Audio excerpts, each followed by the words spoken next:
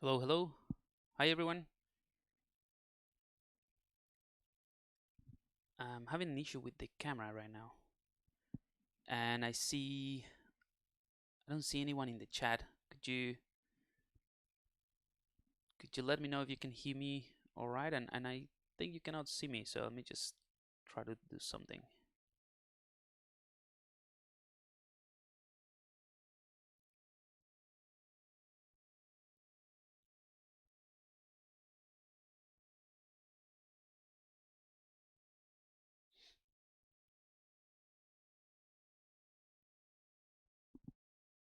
Sorry about that. I think the software just crashed, but we are back. Let me know if you can see me now and if you can hear me all right. I just basically had to restart the stream. So, are you still there? Cool. All right, cool. Um, I don't see if, let me just check. All right, so we're getting, cool, the chat from Twitch, and the other one's cool. All right, sorry about that. Welcome everyone. Thanks for joining us today in the ZBrush Live, Make It Happen in ZBrush. So this is the guy that we've been working on for, well, we started it last stream a couple of weeks ago, and then we had the awesome ZBrush Summit, which was fantastic.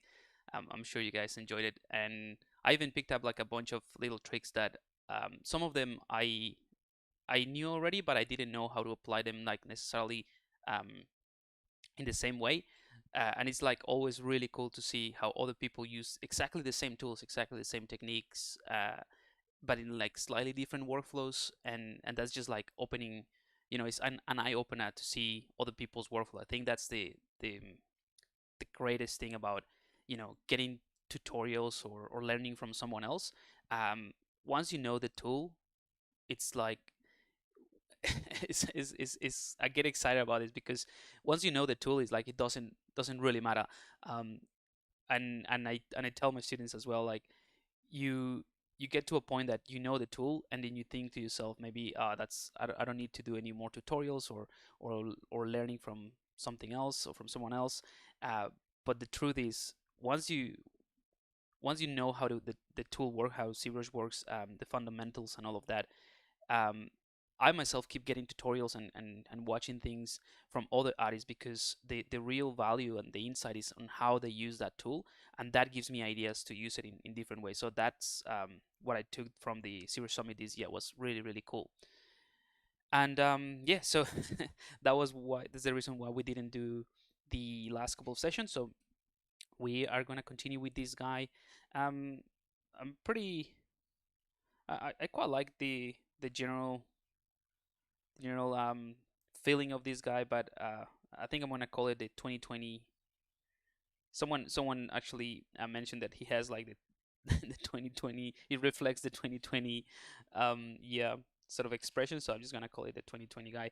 But we don't have hands, so you know, I wanna still work on that and be able to post this guy and maybe add like one of those John Lennon glasses type of thing, the rounded ones, or you know a pipe maybe. So yeah, we're gonna do some hands today. I'm gonna show you a simple process. Again, there's many different ways to do the same thing. I reckon what I'm gonna show you today in terms of building the hands for this type of more stylized characters is pretty handy. So we're gonna do that. Let me see the chat. Cool. All right. So we are on the same page now.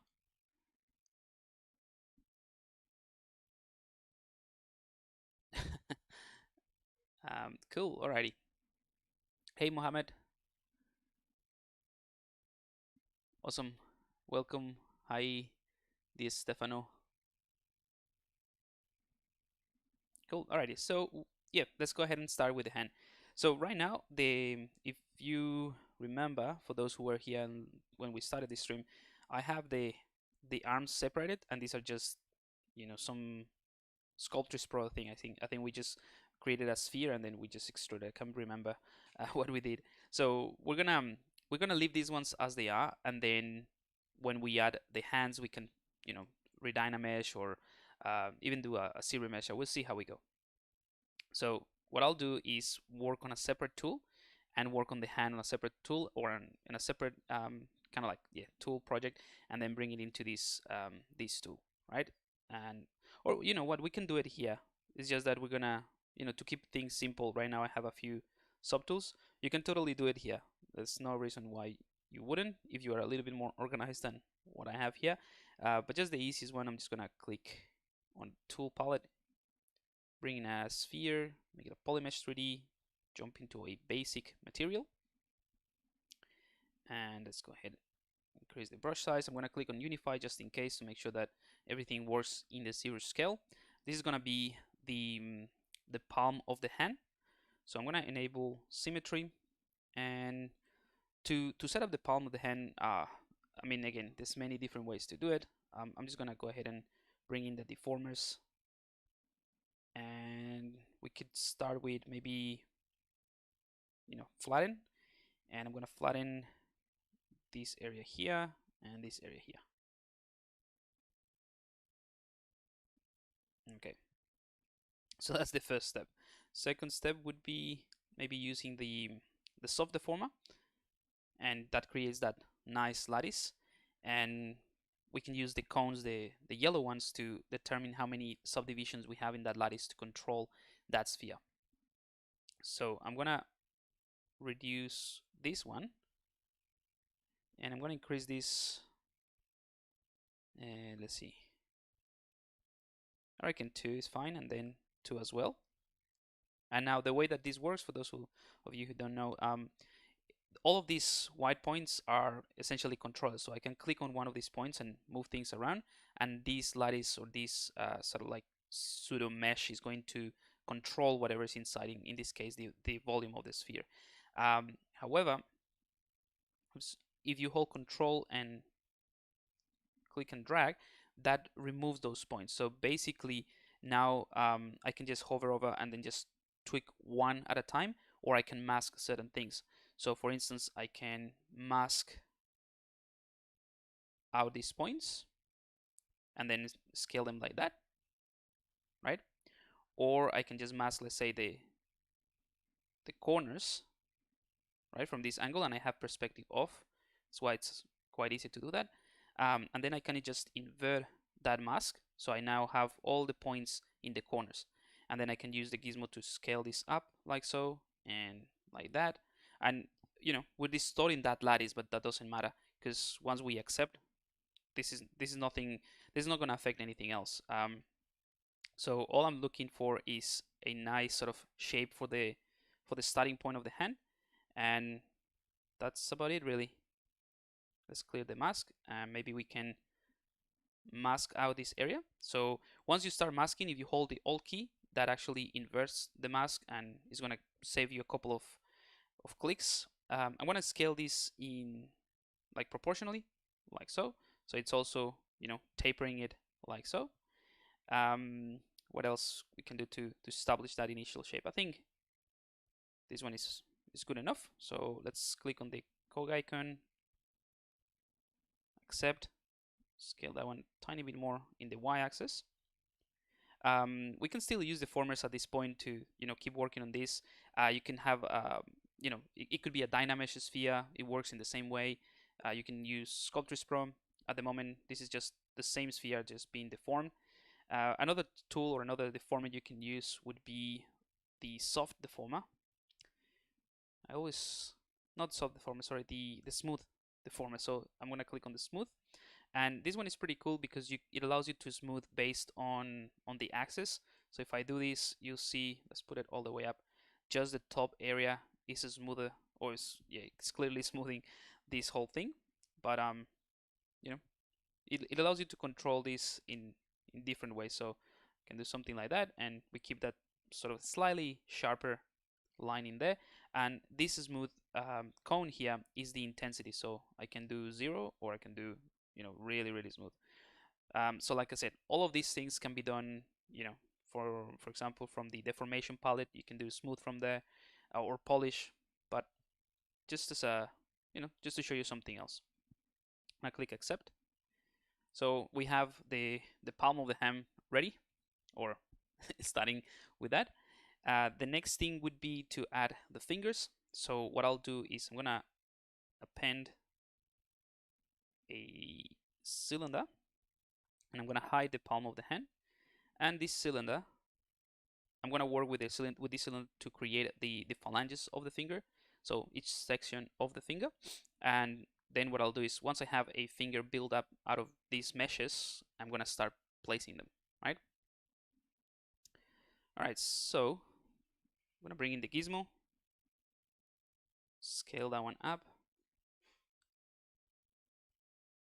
okay, and then I'm gonna do the same thing, like sort of pushing this one forward.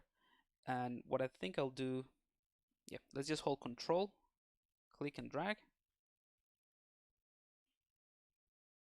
place it there. So that will be the second one. And I'm just gonna, actually, before I do, let me just, because I want to show you something else. I want to create a sort of measuring tool for the hand. This is a stylized character, so it's just gonna vary a little bit, but the proportions, even though it is a stylized character, the proportions should remain roughly the same, so that you can basically uh, get an idea of that, understand that it's a real hand or something close. So I'm just gonna append another one, another cylinder, and go into solo mode. This is gonna be my measuring tool, so I'm just gonna create a line like that.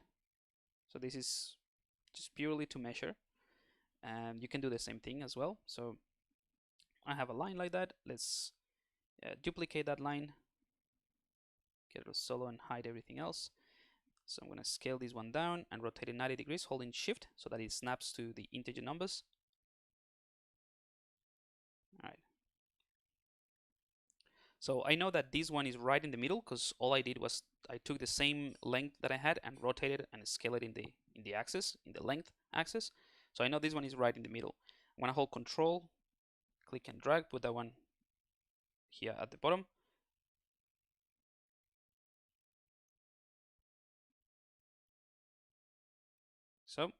So if you hold the Alt key, it's basically unlocking the gizmo so you can move it around. That's just to make it easier for you guys to see what I'm doing.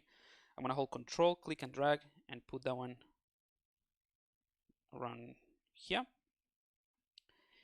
So again, it's just creating kind of like a 3D measuring tool, right?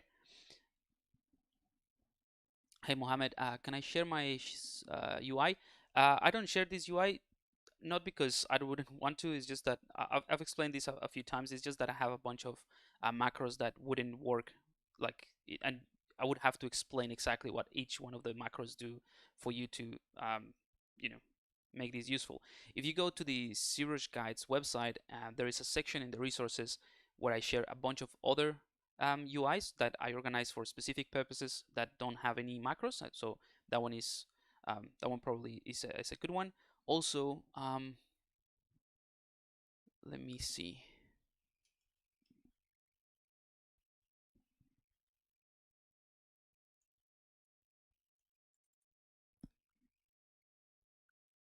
Thanks, Mordekainer. So I'm gonna share this one as well.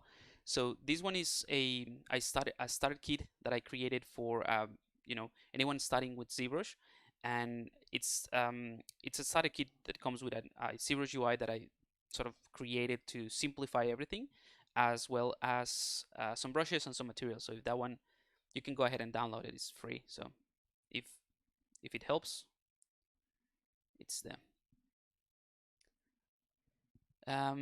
Hey, Comics Legend, good to have you here. When can we expect the Mushroom Creature course to make its debut? It's coming very, very close. I'm really, really close to finalize everything. Like the whole structure of the course is put together. Everything is looking really nice. In terms of the website where you log in and all of that.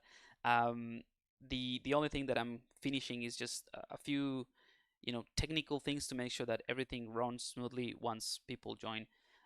But yeah, so if you watch the ZBrush Summit, you might have seen the a bit of the like the character or the image of it, because the 3D concept artist was a sponsor of the summit. And yeah, so one of the prizes, or the giveaways was a seat in the course basically. But it's coming this month, I can tell you that much. So keep an eye on that.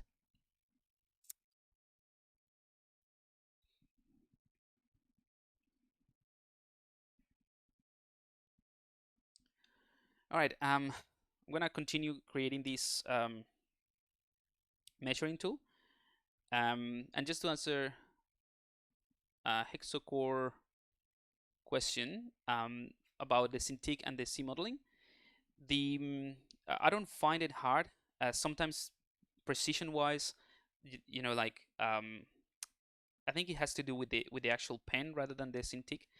And I don't know if you like, I go through these nibs, these tips, like, I don't know if you can see that. Let's see.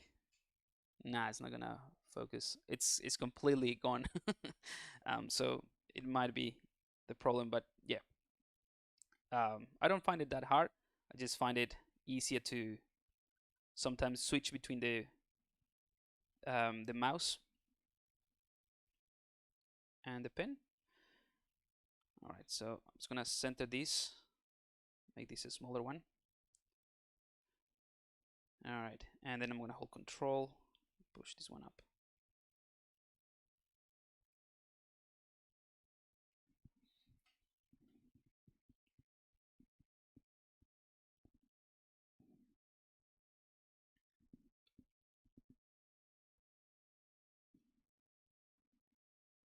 Okay, I think that one is a little bit off, so I'm just gonna go ahead and clear the mask. I'm gonna auto group all of this, so each one of these tubes is separate, and I'm gonna mask these ones, divide the mask and push them up. I mean, you can be a little more precise than what I'm doing, but essentially, if I bring in my Epic pen, these lines are going to help me to establish the length of every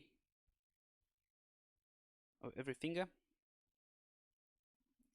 So let's say this will be the hand, like the palm, like this bit.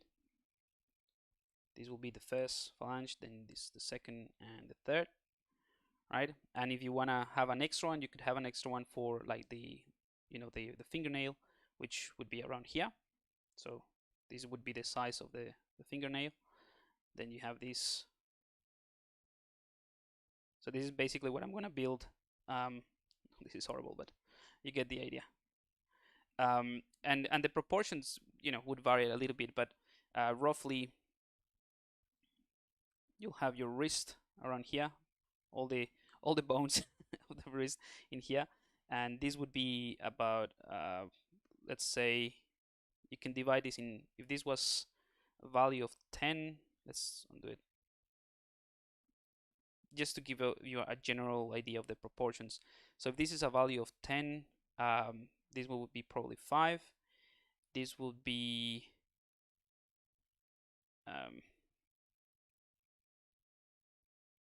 I think it's easier to just, instead of doing oh no, I'm not good at math.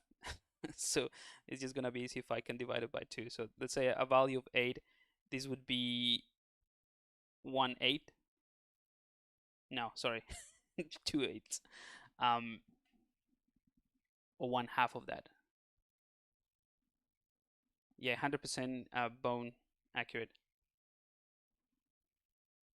So this will be half, literally. Like if this was 10, this is 5. No worries. A couple of this stuff. Should I keep spending time drawing? Should I dedicate all time to sculpting? Drawing is always, it's always it's a good thing to do. So then if we divide this in fourths, so half, this will be 1/4 of that half. Yeah, so just to answer your question as I do this, I'm just keep thinking of all these questions that are coming through. Yeah, you can totally, you can split your time in sculpting, drawing. It totally depends on what you want to focus on, but having strong skills in drawing is definitely something that that definitely help. Yeah, so this will be 1/8. So if you divide this in 8 pieces, like so, that's what it is. So 1/8. Sorry. Hopefully this makes sense. I think I overcomplicated it.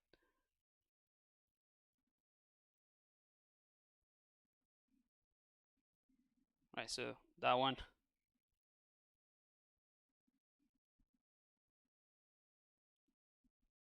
Roughly. Um, when I'm actually doing like a more realistic thing, this phalange is actually larger than this one. But anyway, so that's roughly what I'm trying to create with this measuring thing, just as a way to place the objects that I'm gonna do. So I'm gonna merge these together, and let's give it a single polygroup. So that will be my measuring tool. Let's bring in this now, and I can take that measuring tool and let's leave it there, and let's make it transparent so that we can see it a bit better.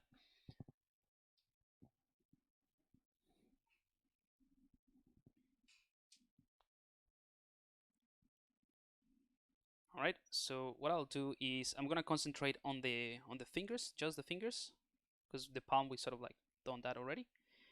So I'm gonna scale this down, be a little bit thicker, scale it up. It doesn't have to, I mean, you can be very precise. I'm just gonna, this is a rough measurement, right? All right, and now I'm gonna hold Control and duplicate that. And now that I have that measuring tool there, I can sort of place it a bit better. And hold Control and drag that one as well. I'm just gonna make it slightly smaller, like I said.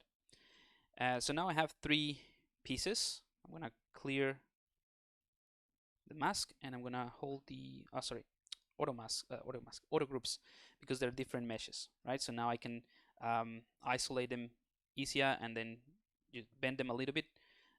Even if it's just a generic pose, I would advise to not have the fingers straight, because that's not a relaxed pose. Usually a relaxed pose have that little curvature and feel more organic, right? Hey Alex, how you doing? How you doing, Alex? Hang on, have you changed your name finally, Alex? Or you still using the numbers? Anyway, yeah. So this is gonna be. Hey Chris, welcome, Chris Burns, an extra miler here. I don't know if Alex is Alex. Ah, yeah, finally. So Alex and Chris, couple of extra milers. Welcome. Um, all right. So I'm gonna go ahead and append a sphere as well, and I'm gonna simplify this sphere quite a bit. Hmm, we might not have to really, but just a little bit. Let's set it to 5, the target for the zero measure.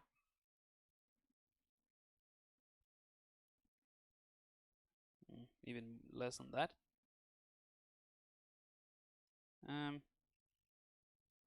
Yeah, that should be fine.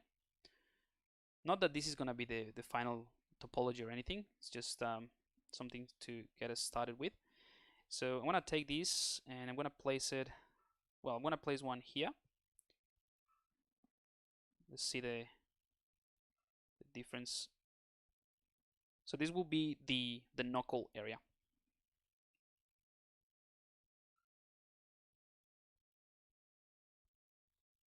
All right, and I'm gonna duplicate that, and I'm gonna place it in here, a bit smaller, and then hold Control and duplicate it and place it there. Okay, so these spheres are gonna give us that extra bump that you could see in your knuckles, or sorry, on the joints between the phalanges. Right. So that should be good. So pretty basic stuff. If anything, something we can do. This is another trick. Hopefully it works.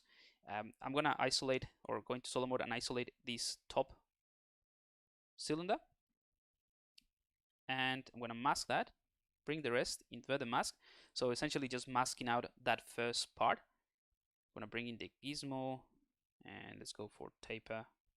So as you can see, these deformers can work on just the volume that you have on mask. So although this entire set of tubes are part of the same subtool, right? If I isolate something and mask just an area like this, I can bring in the gizmo and it would work on just this bit, right? Which is great. So what I can do now is take this top cone and just taper this a little bit. Of course, this one doesn't look as good, so we want to change or alter that curvature. So that's what this white cone does. So this, if you look at this like a curvature, let's do it visually so that you can see. All right, so that's the current curvature. This cone allows you to either push it, make it really sharp, or make it a bit more rounder, depending on which side you push it for.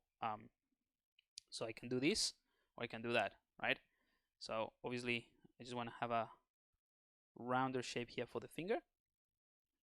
And what I love about these deformers and this control is that at first might look like very crazy way to control things, but once you get the hang of it, it's super easy. The fact that you can just very easily do this and then continue changing the taper effect, it's just, it gives you a lot of control, really. So that's one thing. Then I'm gonna also, let's accept that, and let's use the soft deformer again. So looking at the z-axis, I'm gonna turn on the floor just in case. Yep, so it's facing this way, and I'm gonna go ahead and add a couple more points, and I'm gonna reduce the other ones,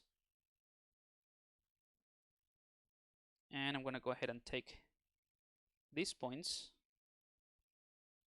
scale them in the z-axis, and push them back. Maybe not all of them.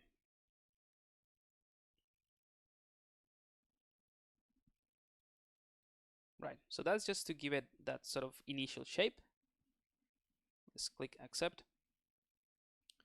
And all of these things that I'm showing you, they're very different ways to do it. You can just use the smooth brush and get it working, or the move tool.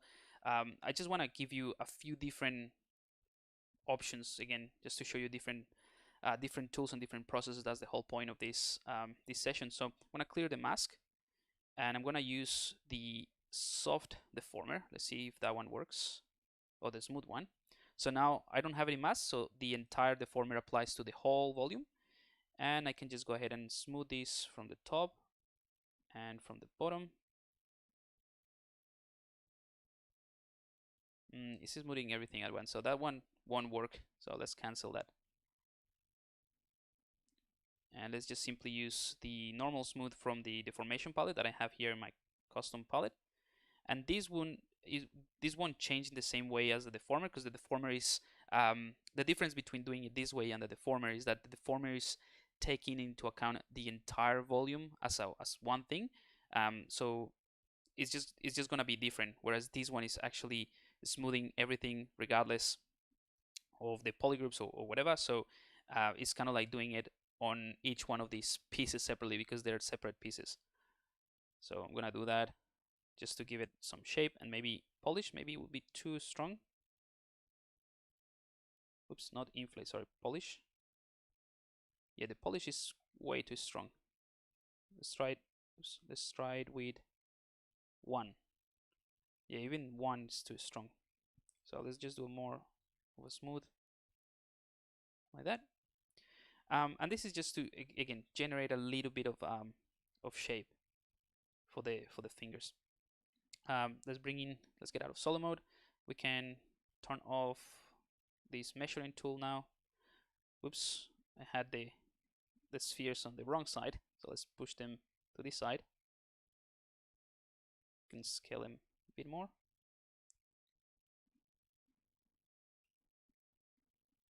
And what I'll do now is merge these two together. So done.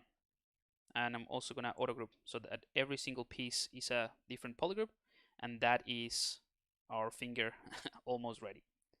Well, not quite, but this is the base that we need. Let's have a look. Are you going to Dynamesh all later on? Um, yeah, maybe. We'll see. What is this? Polish with closed circles, maybe.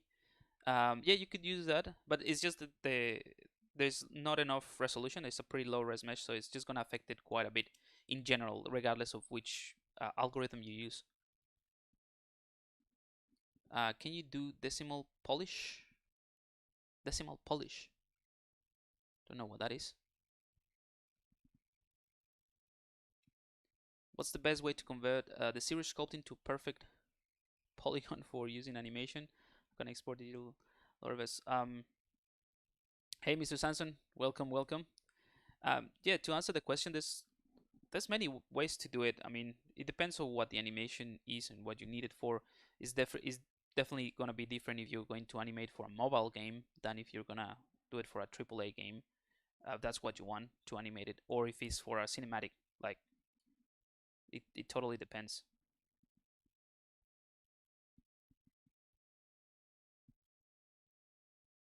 Cool. Alrighty.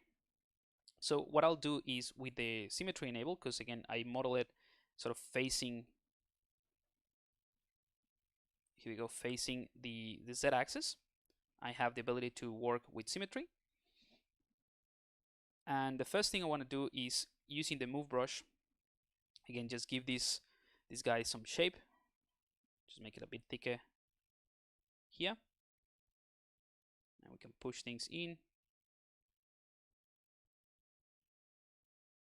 Just add a little bit of padding here.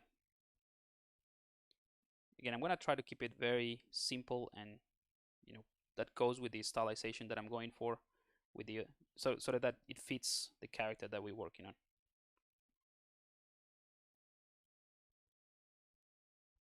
Right?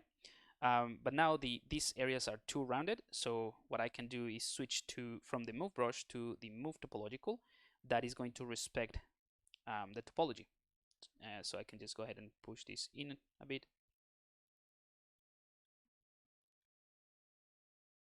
Maybe push this one as well. This one is too thick.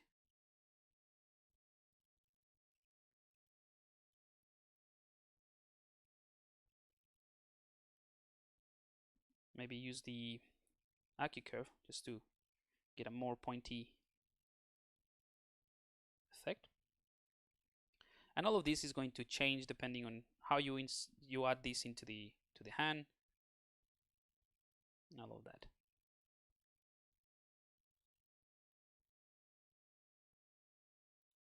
Okay.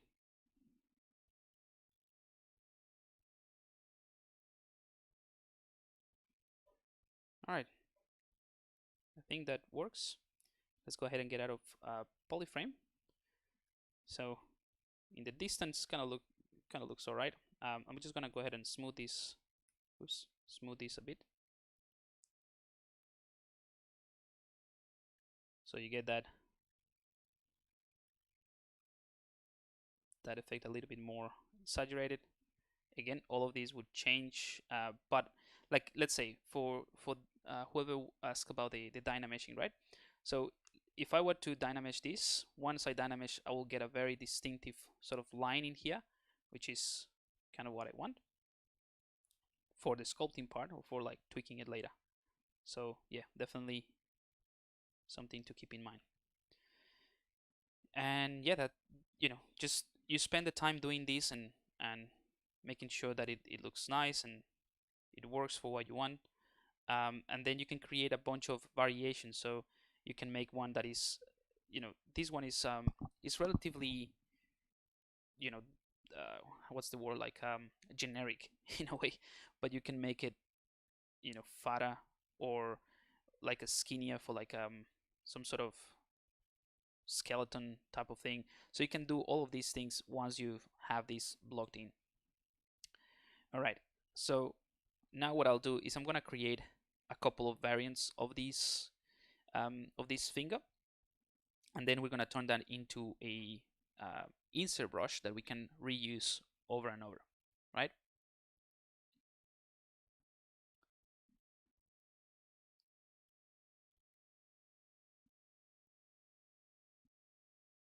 Hang on, there's like a few.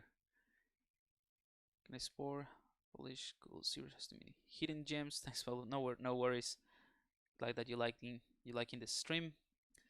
In your opinion, a stylized cartoonish character is more sellable than a realistic one.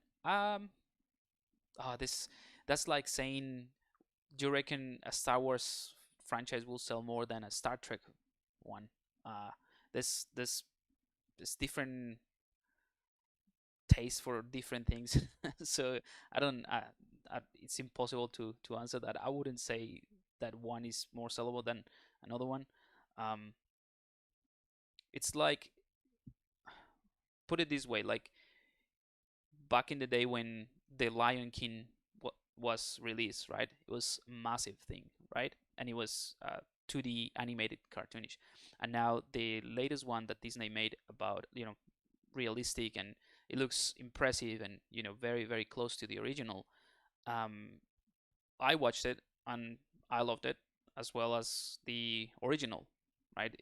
They're different things. I wasn't going to watch the new release, the new hyper realistic version, with any predisposition as to, oh, this has to be the same as the other one, otherwise I wouldn't like it, or this one.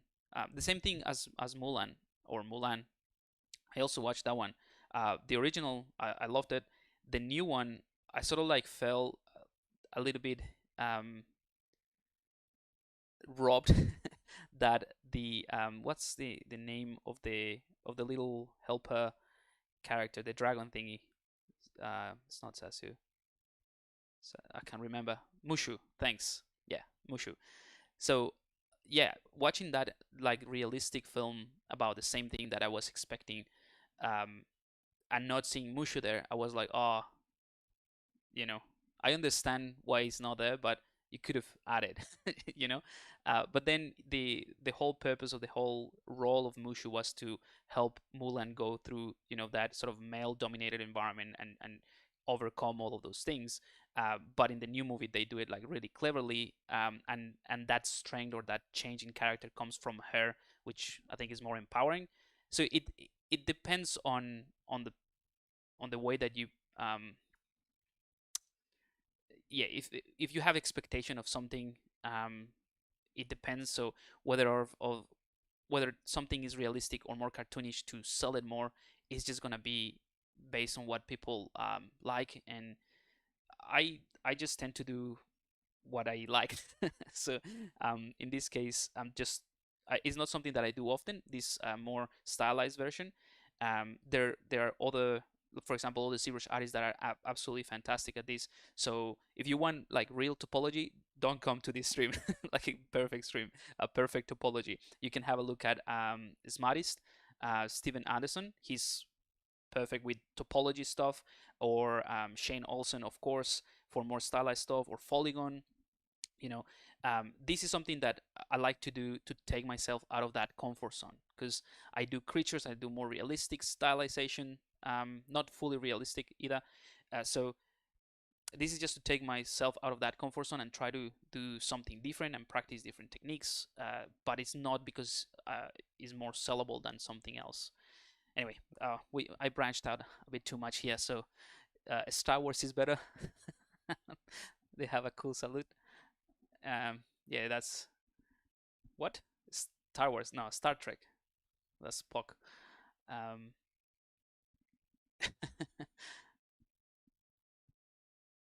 yeah, I don't know if Morder Kainer was trying to do a sarcastic comment, but as a joke, it worked. Yeah, excellent. That's one of the things. We'll get back to the sculpting. Actually, let's go back to the sculpting. I'm gonna go ahead and duplicate these. And I'm just gonna show you what I'm doing, and then we can talk about the Star Trek Star Wars thingy. All right, so I'm in solo mode now.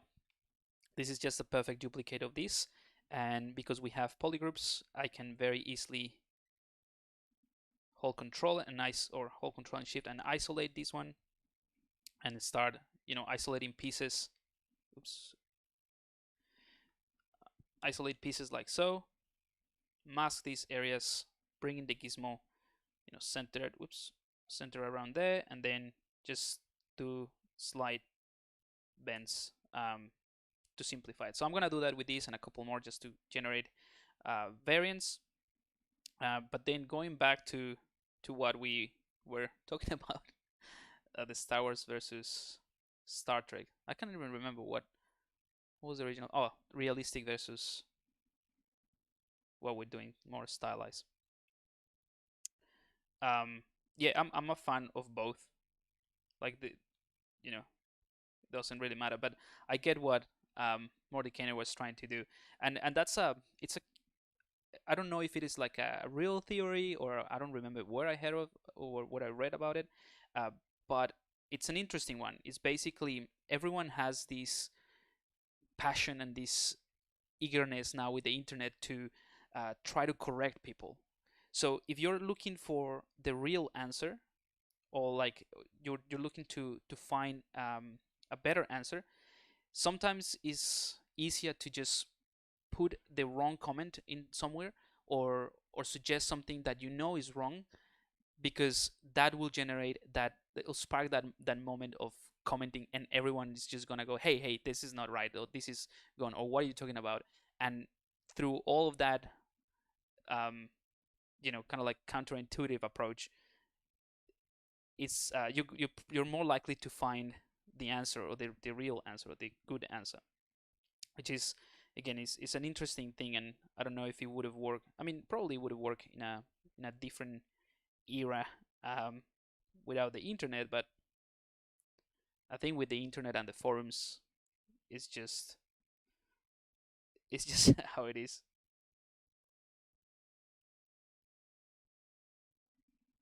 Okay.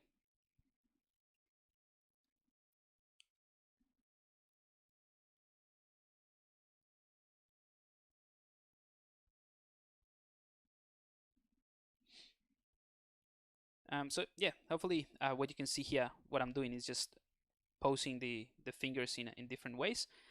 These ones that are more contracted in a way, what I'll do is with the move brush, with the move topological, add a little bit more padding, just so that you can see that they're sort of bulging here a little bit, and creating that padding. I remember before and this is embarrassing, but I guess if you don't know, you don't know. When I was I was I was in what's the name? I was already in high school and everything, and not that I had studied anatomy or anything like that, but I honestly thought before I learned about it that you had like kind of like little biceps in the fingers, that they were like muscles in here. Because when I did that, it was like, okay, I have like little biceps. Yeah, I know it's embarrassing, but that's what I thought. But obviously, then I learned about the real thing.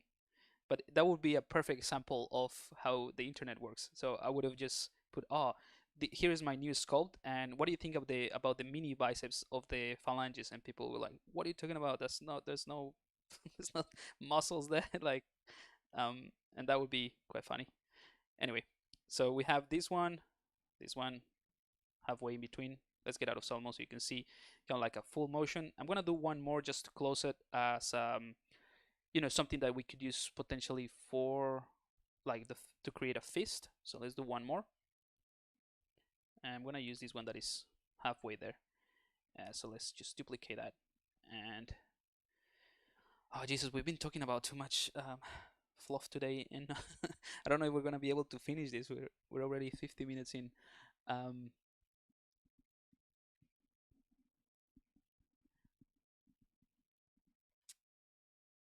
do you prefer to use move infinite depth instead of uh, the normal move?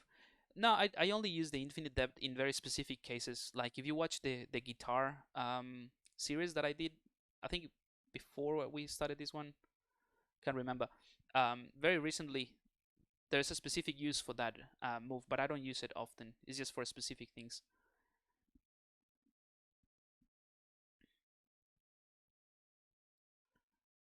You just joined. If you read the comments a little bit, it will give you some context. But yeah, we're basically talking about everything started with the question of whether or not something more stylized would sell more than a realistic thing, and then we were just talking about the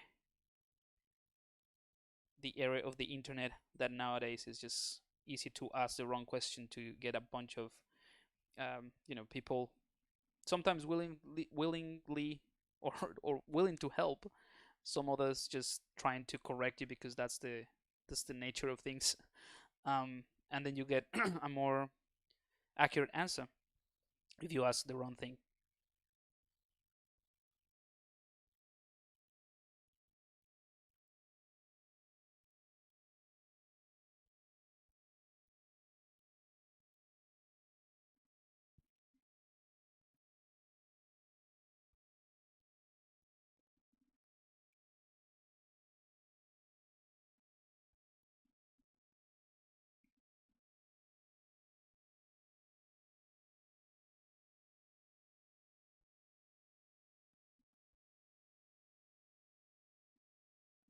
All right, this one is not great, but we can tweak it a bit with the move topological. And by the way, you don't have to set it up the way that I did. This is just what I think is just the easiest way to block in the fingers. And this is something that I could also use for a more realistic hand, just setting it up like this and then start sculpting on top of it. So it doesn't have to be just for this sort of this sort of like more stylized hand. So now I'm not gonna call it a biceps because then out of context it would sound like very good. But we were talking about that just in case. We were talking that when I started, I thought you had, well, not when I started, when I was kind of in high school, before I knew about this, I thought these one were like little biceps. All right.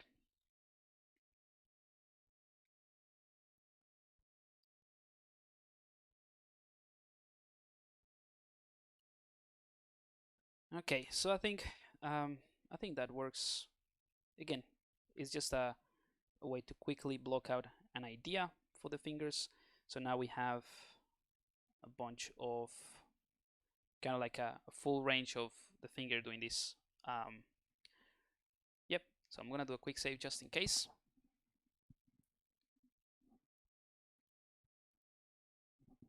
What's your approach to do complex posing, like big changes in pose? You just use your measure model. Yeah, so there's two ways, I reckon. I mean, two main ways that I would say to pose something more complex. If you're going for a very dynamic pose, you can just work on a T pose or an A pose for the character, and then use that's zero measure or manual retopology, and then use the tools in ZBrush like transpose master, the gizmo, to pose the character.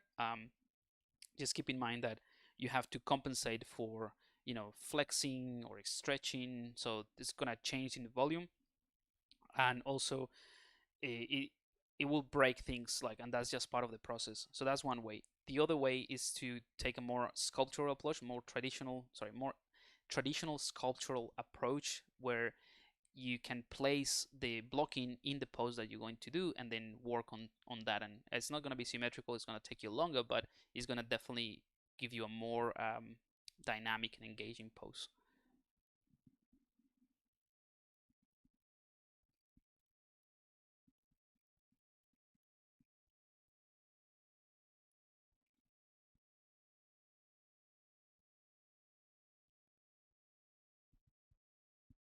uh, do you approach the palms in the same way,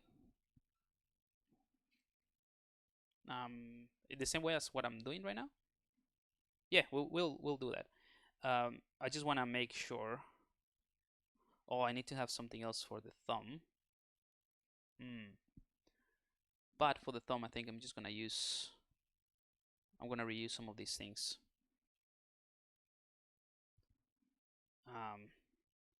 Yeah, let's do one for the thumb. I'm gonna duplicate that one. Going to solo mode.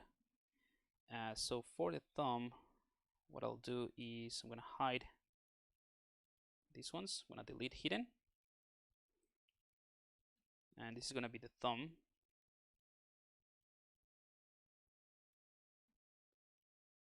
So it's gonna be slightly thicker there.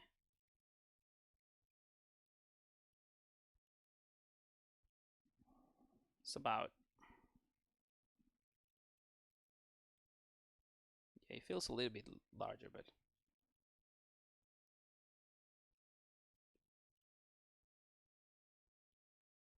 yeah, something like that. And then what we can do is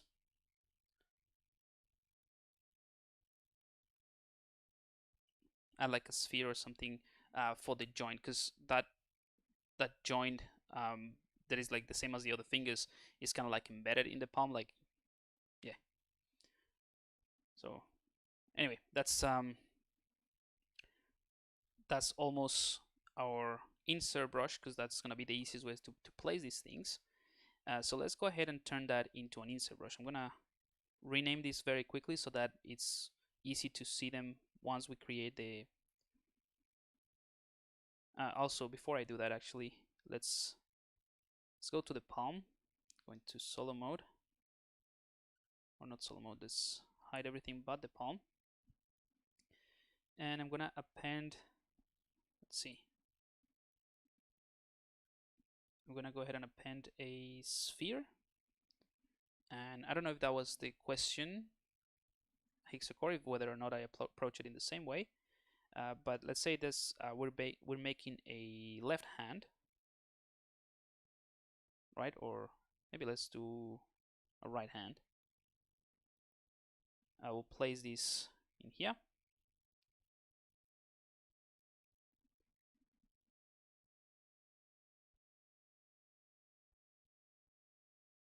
Bring in the gizmo, flatten, not taper, sorry. Flatten this. Then smooth it, just this area. Accept. So then we have something like that. Let's go into solo mode, and I'm just gonna deform this slightly. So it's kind of creating that padding for the thumb.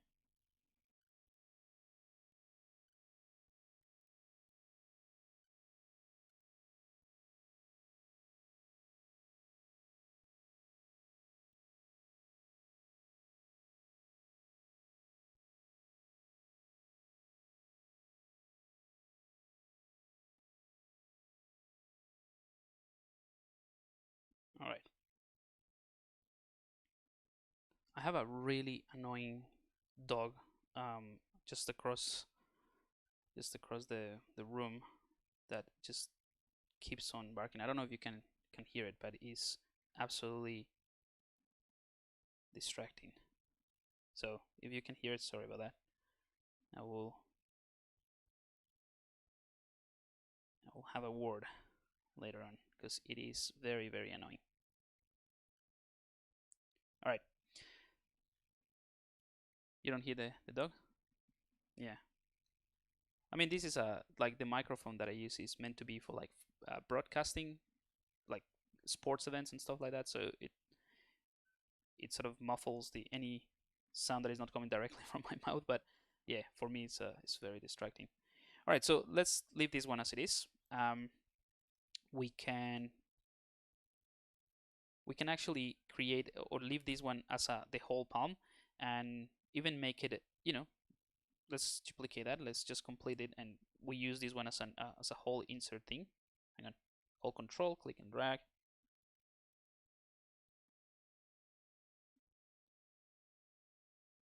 No, let's just leave it as it is and put it here. And with a large brush, I'll just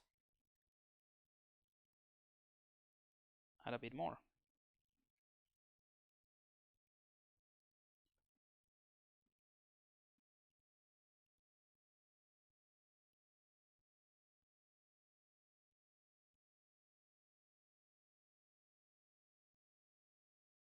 Okay, I'm gonna keep it simple. I don't wanna overdo it because then I end up just sculpting or moving things around. I wanna keep this generic so that it could work for any hand later on. I'm gonna clear that mask and I'm gonna do an auto group. Turn polyframe so you guys see it. Auto group, and I'm gonna put it right below the palm, and I'm gonna merge these two together. So here's what we got, and these are independent meshes, of course. So I'm gonna keep it like that so that when I insert it, I can also play around with the move topological and tweak all of those things. Alrighty. So now I have the hand. I'm just gonna go through all of the subtools and I'm gonna unify those just to make sure everything is within the scale that it should be. And let's go through all of them very quickly. I'm gonna go into solo mode so you know which one I'm selecting. And I'm gonna rename palm.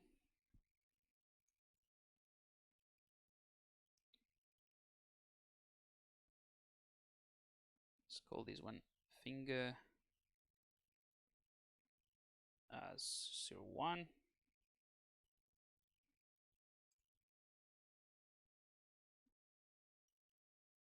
Finger 02. Oh, this is actually the thumb. Hang on.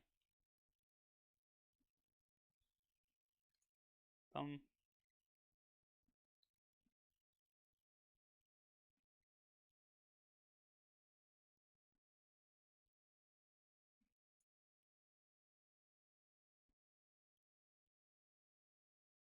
Done. All right, so all we've done really is construct our IMM brush, relatively simple stuff to then build the hand and pose it in any way that we want to.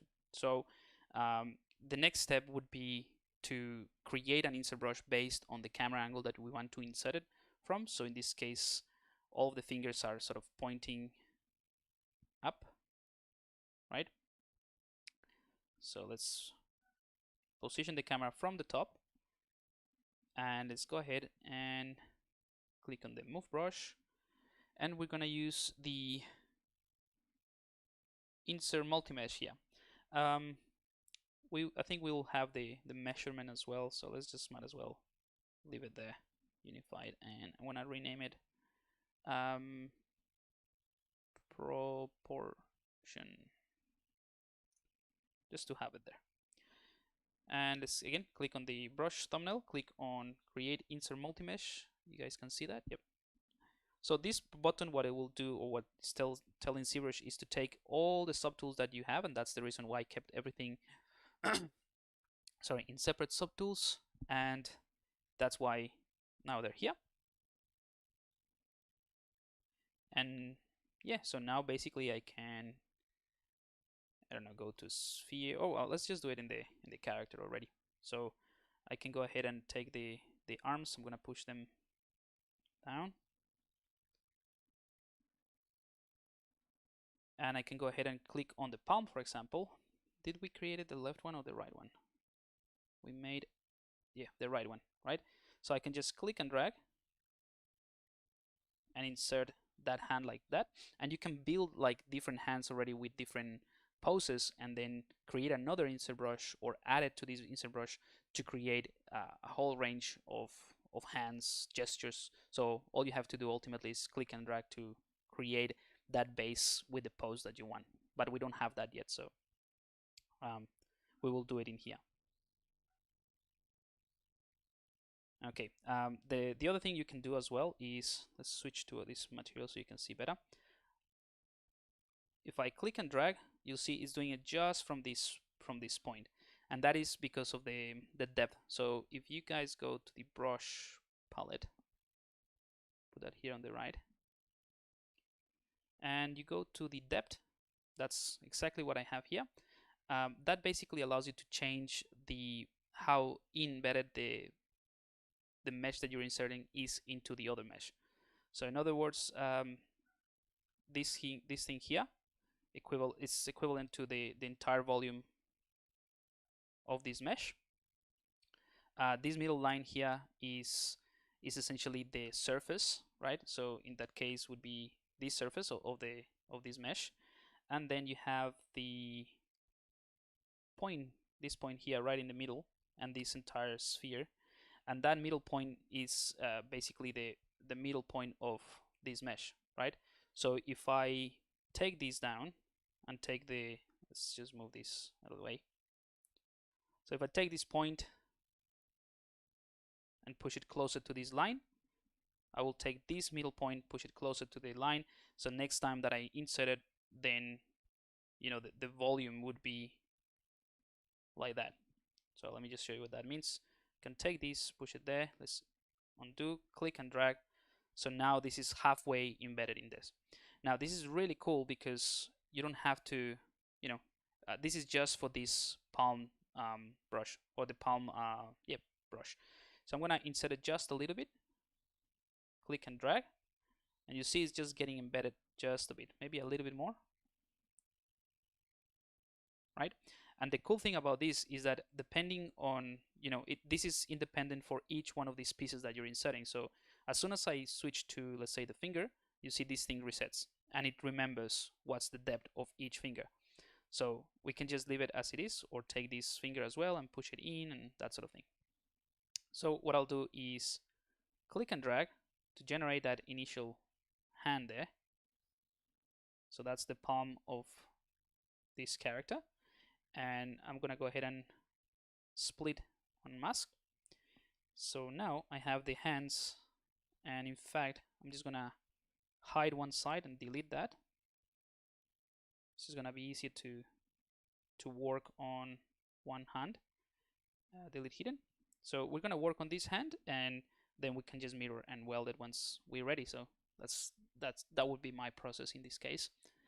What settings did you change to so that your IMM brush show up in the right hand side? Oh, okay, so this one is the IMM viewer. So you go to preferences, go to not custom, interface, and then you go to IMM viewer, and then you can either show it or hide it, or you can use this slider to change it.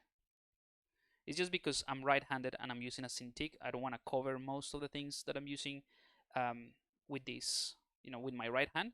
So if you look at, just to give you an idea of how I customize this, if you look at the things that I have here at the top of the UI, they're either switches or buttons that perform a single action. So I don't have to click, except this one in this case, but it's pretty simple. I don't have to click and drag or do values in here, because if I do that, I'm covering what I'm doing with my right hand side, just because this is a Cintiq. So all of these settings are just like one click of a button. Let's go into solo, let's get out of solo. So that's the reasoning behind it. All right, let's go ahead and start with the fingers. So I think I'm gonna take this first one, push it in a bit, click and drag, and I'm gonna show you another technique. All right, so that's the finger. I'm gonna scale it, maybe making it thicker on the z-axis, on the x-axis. So that's all of the things that you can variate.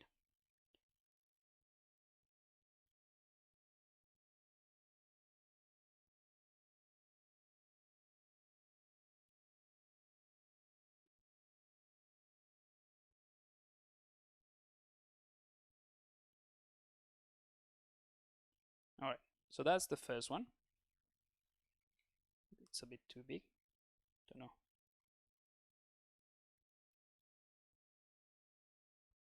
All right, I think that would work. You can definitely use another finger and then just drag it in, do the same thing that I just did. Or if I just want to have like a generic hand, right? What I could do is hold control the same way that I've been duplicating things, and duplicate the entire finger, and then just tweak the size. So hold control, click and drag, place it there.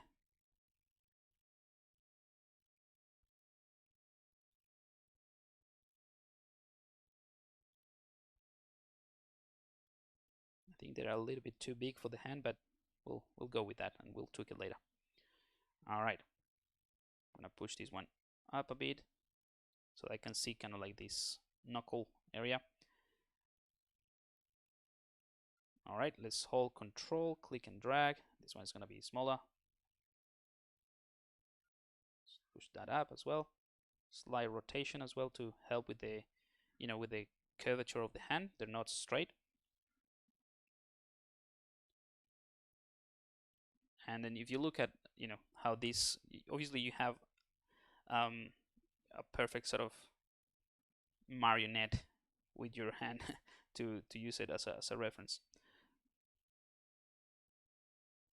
right? So I think the one that is, let's just duplicate this one to do the pinky finger. And if you look at it, it just finishes right below that sort of last joint.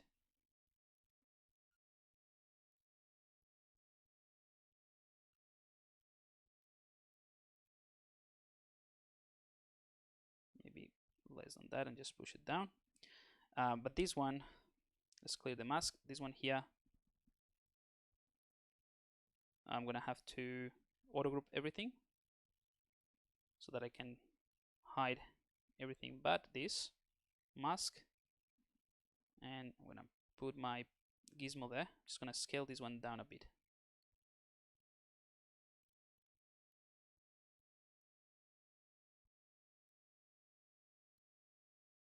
All right, and we'll definitely have to tweak this. Now this one looks very big in comparison, but yeah, we'll tweak that in just a second. Let's add the thumb just to show you what the process will be and why I added this bit in here.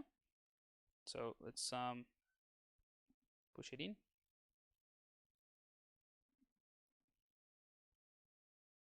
Oops, too much.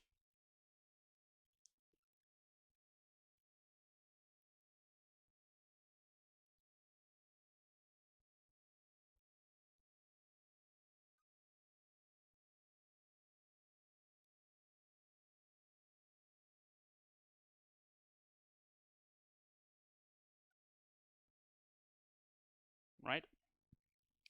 So in theory, like in terms of like sizing this up and in proportion and all of that, in theory, you should be able to, if I place my gizmo around here, right, and I rotate this, you can rotate your finger almost like 90 degrees, like from this point to this point. Like if you touch this part of your thumb like this, of your palm, so that's like almost 90 degrees, and that line of that path that is created like this way, so this is kind of like what the motion should be, and that's just understanding that it helps you to place it. So if I do this, right, so that's kind of like the motion that the character would do if or to move the thumb. So placing it like that helps. And then we can go ahead and use the move tool, or move topological, sorry, and start tweaking this. So of course we need to take this piece and push it like so we can account for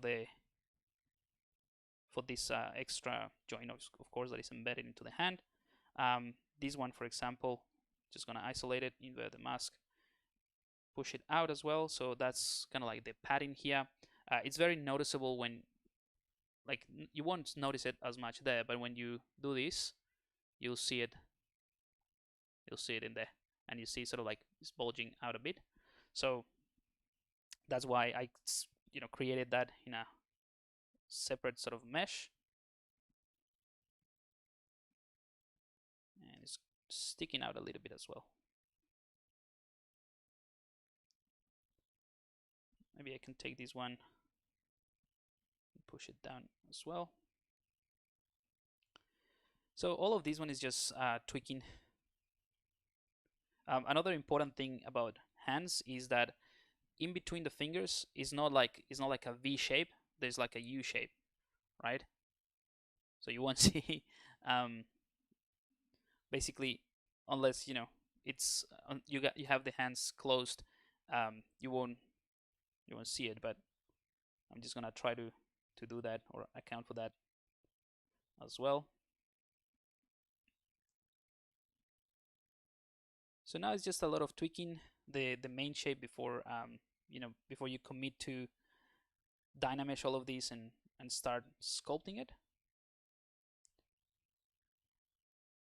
But what's important to about this technique and this process is really that this is a very simple set of geometry, or of meshes really, that allows you to work a lot faster and a lot easier, just because they're very simple, and you don't have to, when you want to smooth something, it smooths really quickly, and that sort of thing.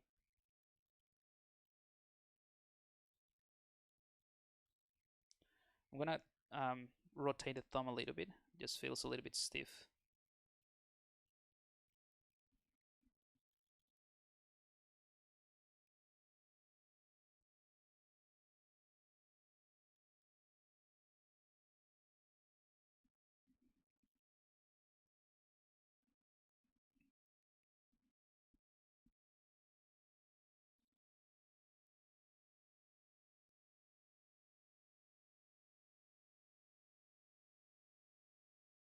And it also it helps you to see the placement.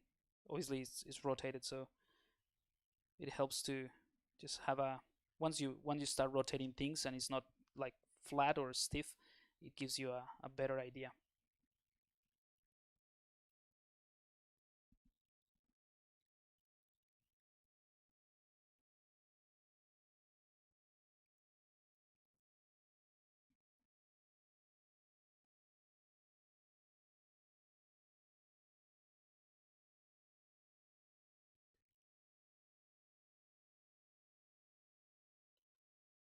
All right,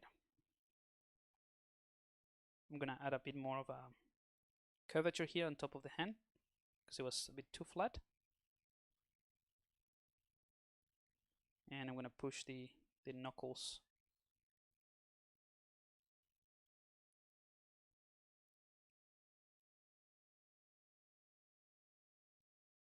All right, so I think that as a generic hand works well. Um, Definitely lots of work, and if you want to make sure, I feel like this finger is definitely too thick, so compared to the other ones. So that's the type of things you can do at this point. But yeah, other than that, I think we can go ahead and we could save these, right? We could save the. I mean, to be fair, I think this is way too. Like the rotation of these last phalanges is like too much. It's like uncomfortable. Um. So yeah, let's do this really quickly. I'll try to be quick with this.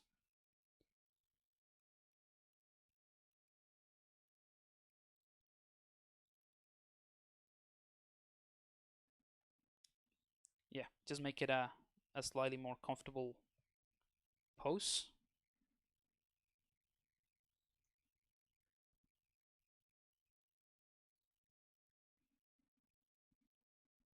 Just be careful, like if you're doing this on a already semi-posed, yeah, the hand is kind of like posed already. You need to find the right camera angle, otherwise you'll end up like if you do it from this angle and then you rotate it, it's like you're breaking the finger completely. So try to find the right angle. Yeah, hopefully hopefully you know what I mean. All right, last one.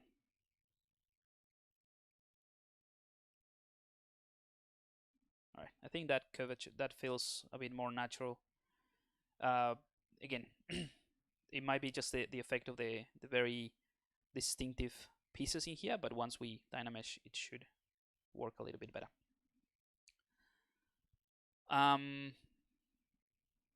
Let's see. What type of Cintiq do I use? I use the Wacom Cintiq 24-inch Touch, I think is the name. By the way, thank you. Oh, no worries. Glad you like the ZBrush Summit tip. Um, I don't know if did you guys only saw the fiber mesh? Because I recorded a couple. I don't know if the guys had chances, a chance to show them all. But I think they're putting them all together into like a playlist. So if you missed any of the tips, they will be in there as well.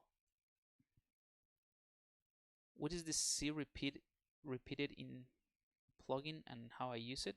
I haven't used that actually. It's not a default, is it? Like it's something that you download. Yeah, it's not in a default installation. It will be to repeat. I don't know really. I haven't used that one.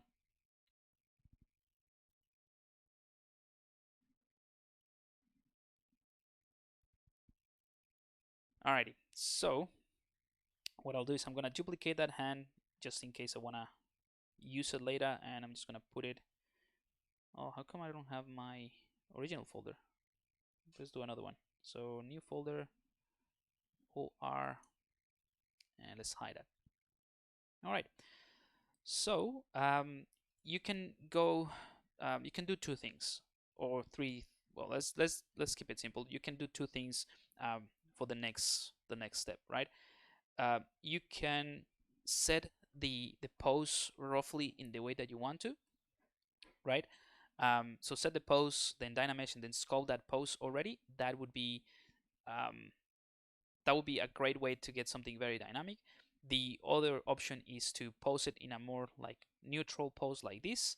Dynamesh it with all of that, and then do a ZBrush and then pose that hand. So I think for the sake of showing you the process, I'll do that. Jesus, I've been talking a lot today, so we have about 40 minutes. Let's see how we go. Yeah, so you have two options at this point. Some artifacts happening. I don't know if that's the hand. So if I go ahead and Dynamesh this, you'll get this issue, right? That you've probably, seen before. And if you have the hand already attached to the arm, for example, you would see that even more, right? So what you end up doing is that you increase the resolution, Dynamesh, and that helps a little bit. But in these areas that is still pretty close, um, it becomes quite hard. So you end up like cranking this up quite a bit, maybe. And of course, that depends on the size of the object, maybe even more than that, right? So almost 1500 in terms of resolution of the Dynamesh, which is totally fine. And then we can start smoothing all of that and working on the pose or like fixing that hand. So that's one way to do it. The other way to do it would be, if you don't wanna if you wanna maintain this a little bit more, would be with the Sculptris Pro. So obviously, let's go to clay brush, right? You can start, let's turn this off. You can start doing this to sort of like mix and blend those meshes, which is what I would do really with the clay brushes. So you see how, even though this is still the same geometry, we're like pushing things.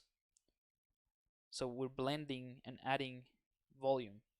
So this is what I would do, right? Just working on this mesh like this without dynameshing anything, just making sure that the transitions are working. The only issue with this process is when you get to smooth things out, it will obviously smooth things independently. But yeah, this is a great way to build volume and to sculpt. So just working on the transitions here. So yeah, this is another method. Now, when you get to combine this into a single mesh, that's when the Sculptris Pro comes in handy, and I'll show you why, or how, basically, how to do it.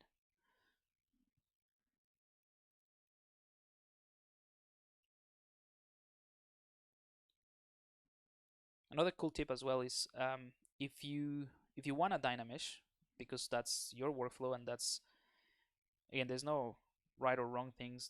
There will always be a more, I don't know, clever way to do things in ZBrush, but it's just whatever works. And if you find it and you find it that it works for you, perfect. That's progress, I guess, to refine your workflow. But it doesn't have to. You don't have to find like a perfect workflow. If that makes any sense. Like I have a workflow that I'm really comfortable with, a series of tools or a series of workflows that I am really comfortable. I know of the existence of different other tools and other ways to approach the sculpting and the blockout and all of that. But some of those I don't find them as useful for the type of things that I'm doing. So I don't spend as much time working on those. So as long as you either are aware of them and you've tried them and you decided that that whatever tools or whatever workflows don't work for your for what you're trying to achieve, that's totally fine. So yeah, like I said, I wouldn't strive for creating or finding the perfect workflow, because you always find some other ways to do it. Hopefully, if you do this for long enough, and then you realize, oh, you know what, this is actually really good for, or it works really well for a specific thing that I'm trying to achieve. All right, so it looks really bumpy at the moment, but it's just to integrate these things. So what I was getting at is you can Dynamesh like I showed you, or you can go to Sculptris Pro, and then you can, let's say, let's turn this on, start working and adding volumes like this, right? With Sculptris Pro. So this is adding resolution in these areas. So I can hold smooth and then smooth this area, and as I smooth, I'm also adding resolution. Now the issue, of course, is that all of this is happening in all the separate meshes that we have. So the best thing would be, in this case, to bring in the gizmo, click on the gear icon here, and click on this remesh by union. So this remesh by union is going to make this watertight. So let's click accept. So you'll see all the connections here are horrible, as in they're not great, but they're basically ready to be the connection is actually, the meshes are connected in a way, so there's no hidden parts or anything like that. So if I do this and hide this bit,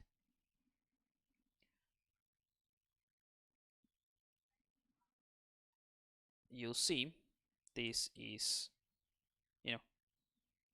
there's no hidden parts, right? So it's a single mesh.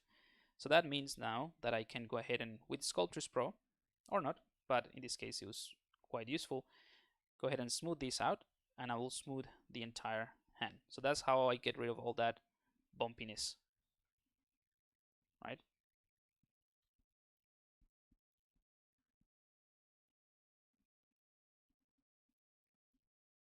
So it's like sorry, Dynamesh, right? But with Sculptris Pro.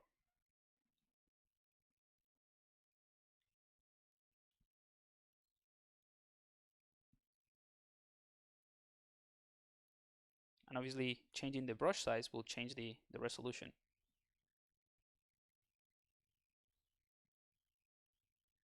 And we can start making more, conscious decisions as to how to tweak these.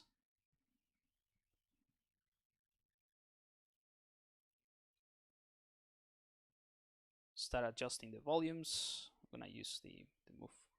Yeah, move topological is fine.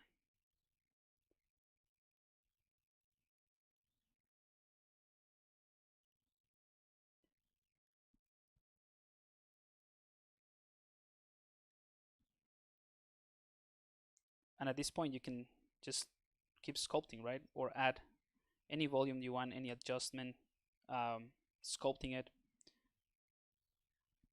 But like I said, it's almost the same principle as Dynameshing. You can Dynamesh this and work with Dynamesh with a higher res. It doesn't really matter, because this is not the final topology. You're just trying to get all the,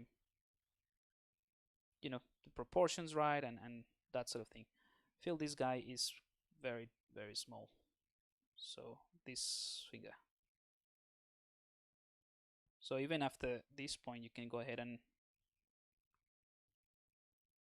mask it out.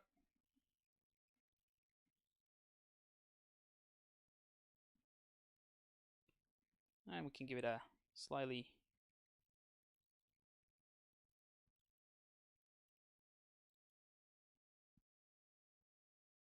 I'm not gonna pose it because again, that's not the final topology, so it's gonna change anyway.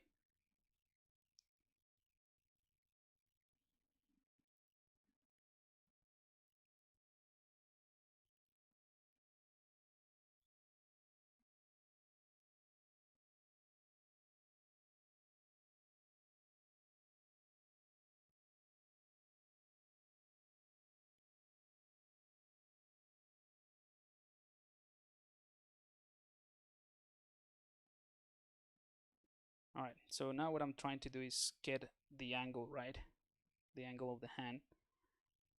So let me just show you what I mean.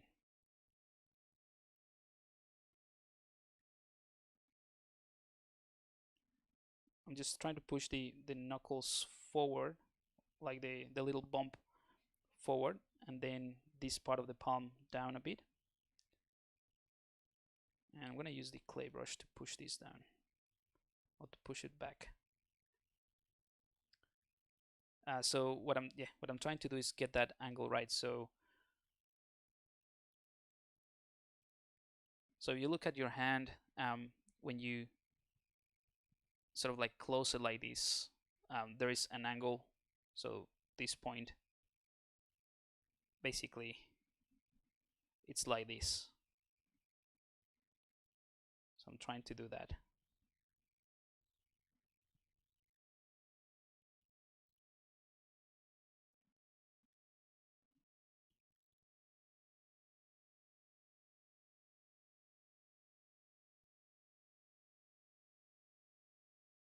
Should be pushing them back a bit. All right, but there's not much else like this. At this point, it's just, sculpting and smoothing things out.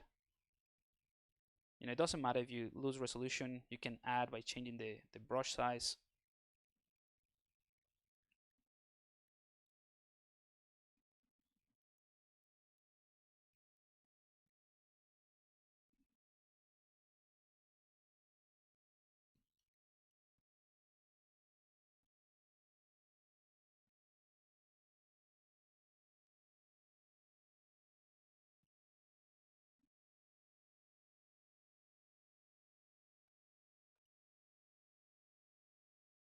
All right.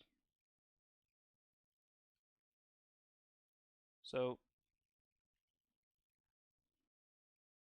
I think at this point, I can bring in other brushes and try to, blend this a little bit more because it's still pretty blocky. It feels somehow quite unnatural at this point. I mean, it looks all right, but yeah, definitely needs to, like if you look at it from this angle, I could actually bring in the deformer. Let's see. Nah, let's just do it with a move brush. Just push this down and this one down just to get that curvature going.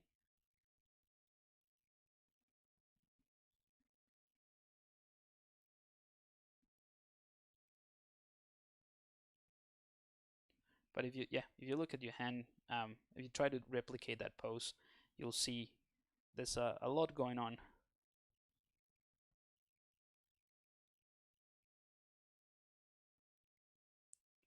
So I'm using the clay buildup to add volume. But this is the reason I don't want to pose it just yet, because obviously when you start posing the hand, it will change, all the fat here. Let's say if you bring the pinky down, the pivot point would be here, right? So when you pivot from this point, all of this will get quite thick, right? So I don't want to do that, because then when I do the series measure, the series will have to account for that. and I don't want that at this stage. That's something that would come after. But I do want to make sure that this is not as bumpy. And again, I'm just trying to pay special attention to the position of the joints.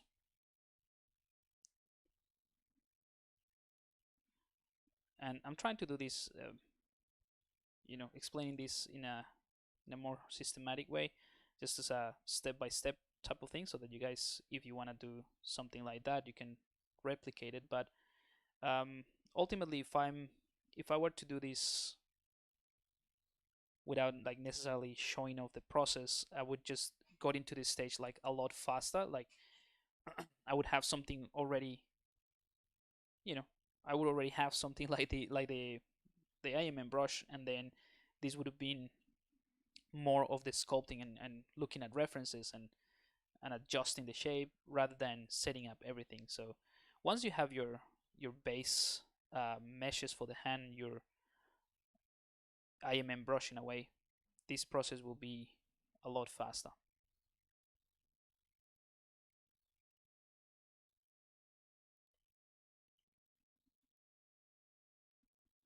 Okay, I think what I'll do now is I'm gonna bring in the where is it? The trim dynamic, and I'm just gonna flatten this just a bit, just to give a hint of for the fingernails. That would help to understand the shape of the hands a little bit. You could do the same thing for other areas depending on how stylized you wanna go for your hand. Hang on.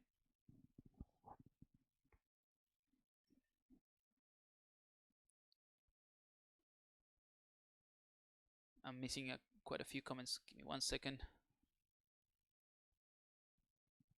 How do you connect the meshes between them? You can either dynamesh it, or you can use the remesh by union from the Gizmo 3D, from the gear icon. Remesh by union will do that.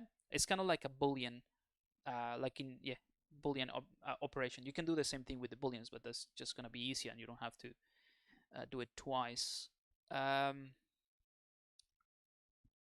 Do you have your own YouTube channel? No, I don't have a YouTube. I mean, I do. I just don't do anything with it. I haven't had a chance to do any of that. So all the things that I share are in the ZBrush guides. So that's the YouTube channel that I have is basically with the YouTube from Pixologic. So every week I do this. There's some all the ZBrush guides on. So yeah, all the videos and other tutorial series in there if you're interested. Yep, so that's what I share, but I'm planning to set up something soon. I know it's important, and I'll try to do more of this if you guys are interested, but at the moment I don't.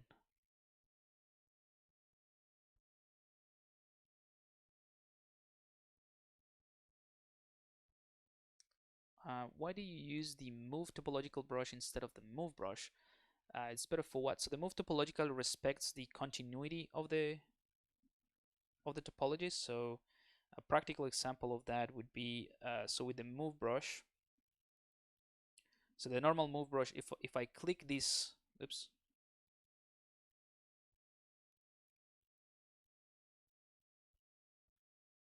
Hang on.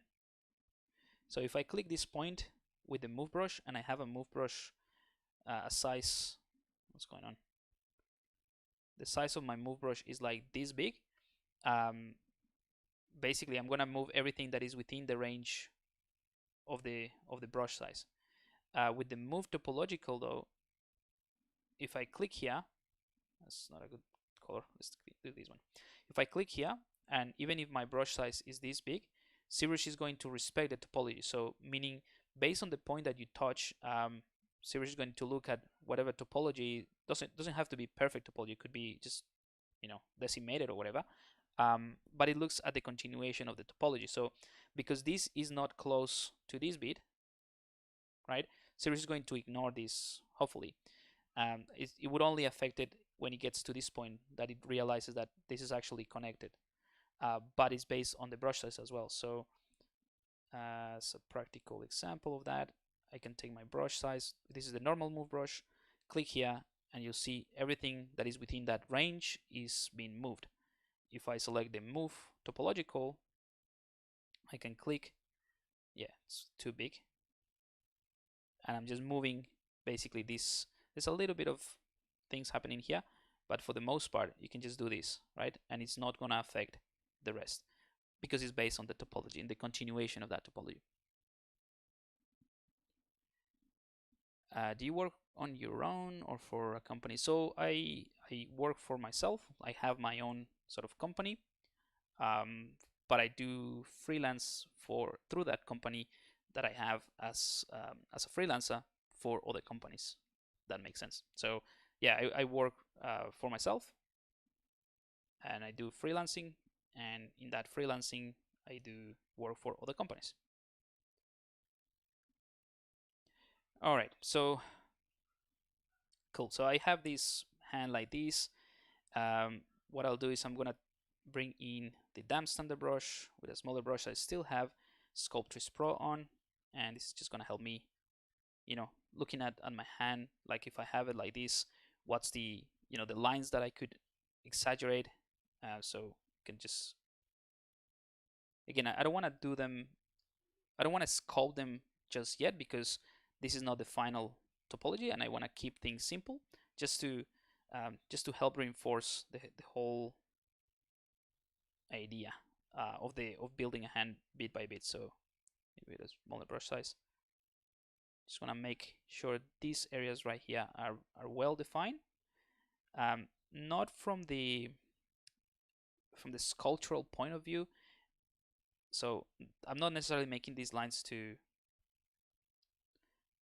refine the sculpture, although it is sort of doing it, but I'm doing them more to be able to identify like the, to keep the proportions as I sculpt, so like markings in a way as a reference, and also will help me to establish some polygroups and stuff for the next stage. We can do the same thing maybe with a larger brush size. I'm also going to smooth this with large brush. See, if I hold the Alt key, I will do the same thing here. Again, as a reference. Of course, this is, see, for example, this one, I'm starting to sort of lose track of where these things are. So this helps me keep an eye on those.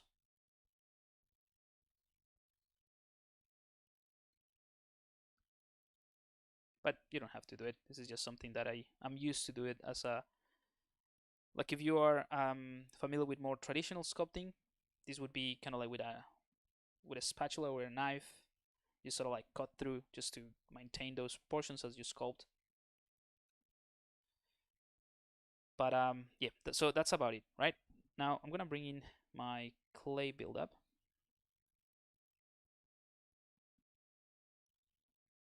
Actually, I'm gonna bring in my personal version of it, which gives me less of those tricky connections.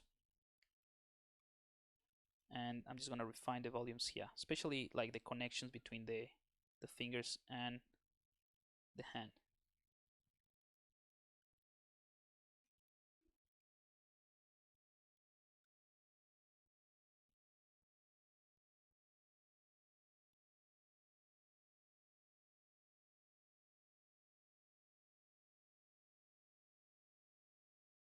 But you'll see this process just becomes more of a sculptural thing. Again, this is like there's a few volumes and a few like fat deposits and padding that I'm not accounting for right now, just because it's gonna be different depending on how I pose it, and I want to keep a generic version before I, once I do the zero measure, then I can just adjust everything. All right, so I'm gonna take the move brush just to wrap up the setup.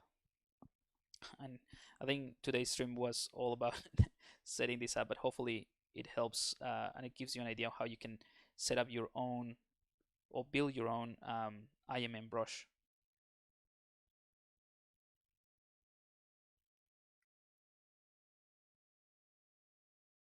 for the hands.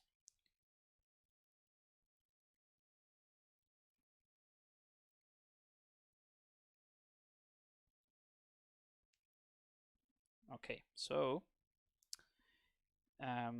let's wrap up today with a trying to fix this, or not fix it, but making it more usable, and then make it ready for like proper sculpting. This is just to refine that, but I'll show you the difference, right? So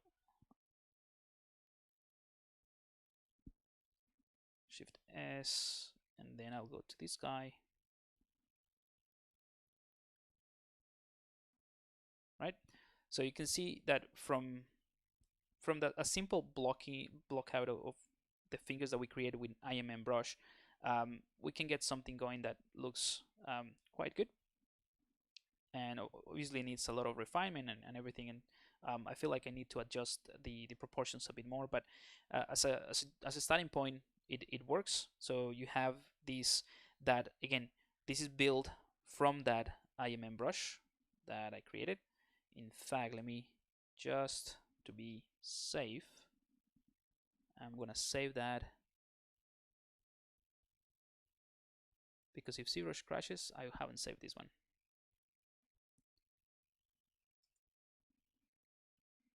I'm gonna call it hand IMM. All right, so we build that from here, and what I can do is, if let's clear that. If I wanted to, I can take this hand that I have already built and go, let's call it generic hand, and I can go to the same brush that I have for the fingers and all of that, and I can click on create insert mesh, and ZBrush is gonna say, hey, hang on, you already have an IMM brush selected. Do you want to create a new one with this thing that you're selecting, or you want to append it to the current one? So I want to have everything, all my parts within the same brush, so I can click append, and yes, I can click OK. That's just a warning.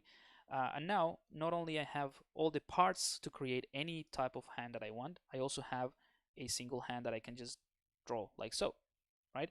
And I could do the same thing, I can pose this hand and have different poses, and I can save them all in here as a starting point, like mannequins in a way, that I build myself. And then I can continue working on this. Alrighty, so now let's see what we can do. Let's duplicate this guy just in case and put it into the originals.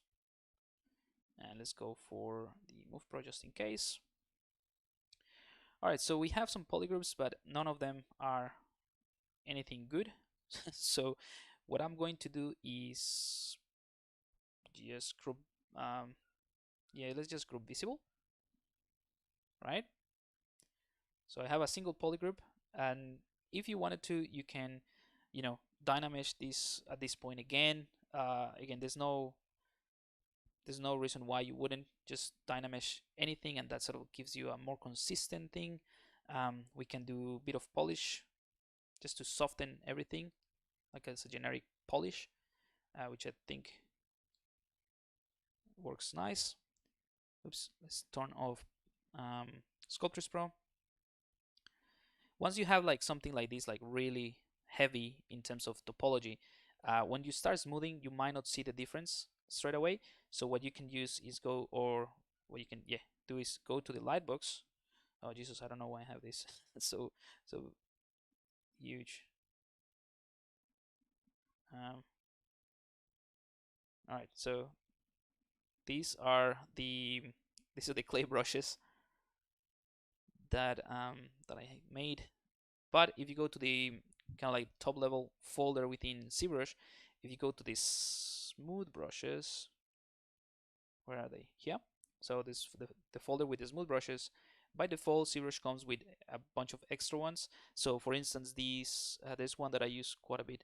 The smooth directional. This one is great to smooth out.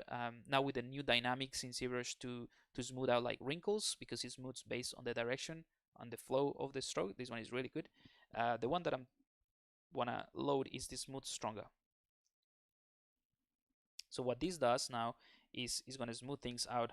Even though I have a lot of resolution, it's gonna smooth things out really quickly, as you can see.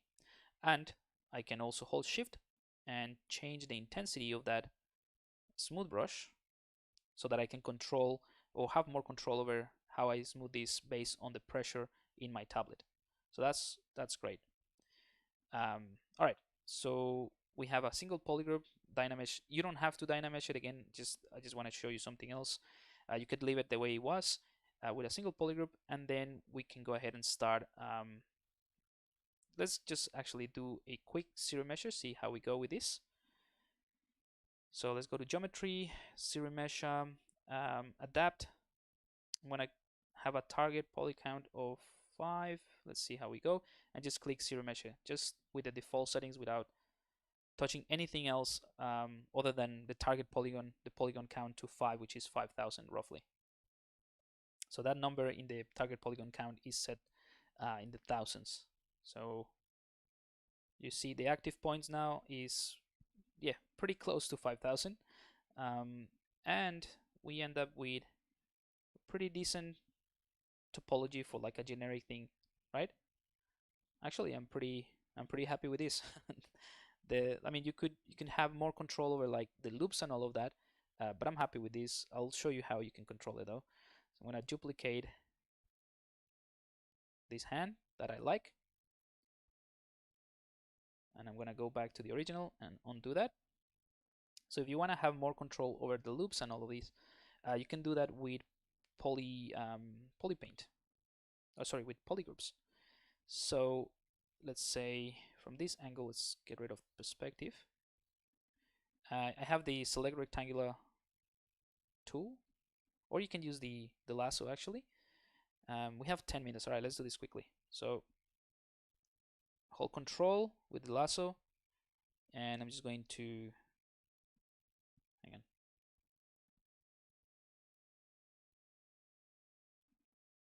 Mask that out.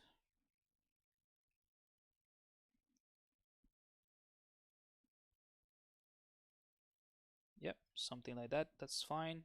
And I'm gonna do the same thing for the thumb. And I can just invert the mask and, you know, refine, either paint the mask or use the lasso, up to you. And based on this, I can just go ahead and hold Control and W, and ZBrush will assign a polygroup to the mask areas. So now I have those, and I can do the same thing here. So I'm going to repeat the process. Now that I show you, I'll do it a little bit faster. So just Control, Control, and I would do it a little bit, you know, more thoroughly than, like, yeah, than this, because depending on the position of the camera, I might just grab the wrong end, or the other side is not gonna be as perfect. But for the sake of saving some time, I'm just gonna do it like this.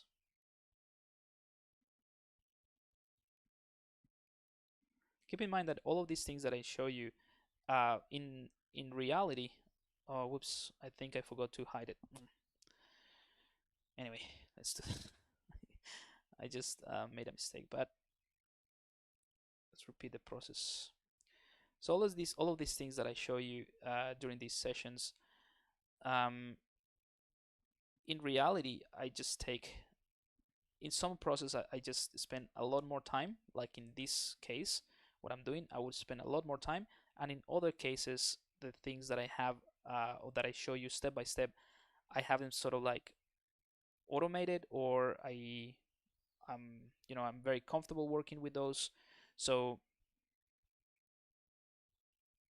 I will do them faster. But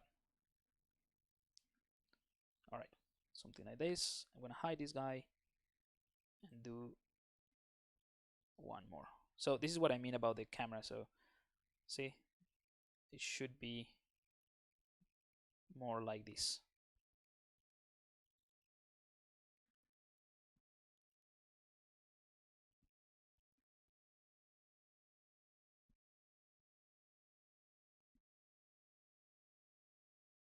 Okay, anyway, so this is, you can be more precise about all of this, but basically I just wanted to create some loops. Let's hide the lines, right?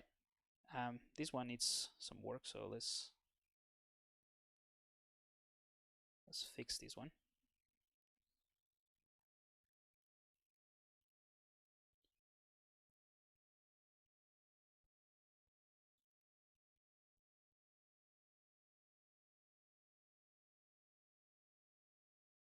There's some like stranded polygons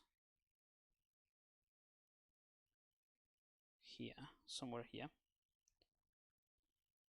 All right, let's see how we go with this. I should have done it a little bit more precise than this, but the idea is to create a polygroup per each phalange and the palm and all of that. So then we can just tell ZBrush with the ZRemesher that we want to keep a kind of like a perfect loop around the difference between the polygroups. So for that, I just need to click on keep groups, and in this case, I'm going to keep the smooth groups to 1. And what this is going to do when I ZRemesher is that it's going to take all of these jagged edges in between the polygroups, and it's going to smooth that out, which is the same thing as doing this. Right, so using the smooth groups will generate that, but we're gonna do that within the ZRemesher. So the same thing, let's just do a ZRemesher with the same settings. So exactly the same thing that we did before, but this time we're helping the ZRemesher, the automated version of ZBrush, to do the retopology to get something a bit cleaner. There we go, and we keep all the polygroups. There's something going on here that we can tweak. Let me just undo that. Yeah, something there. Let's do it again.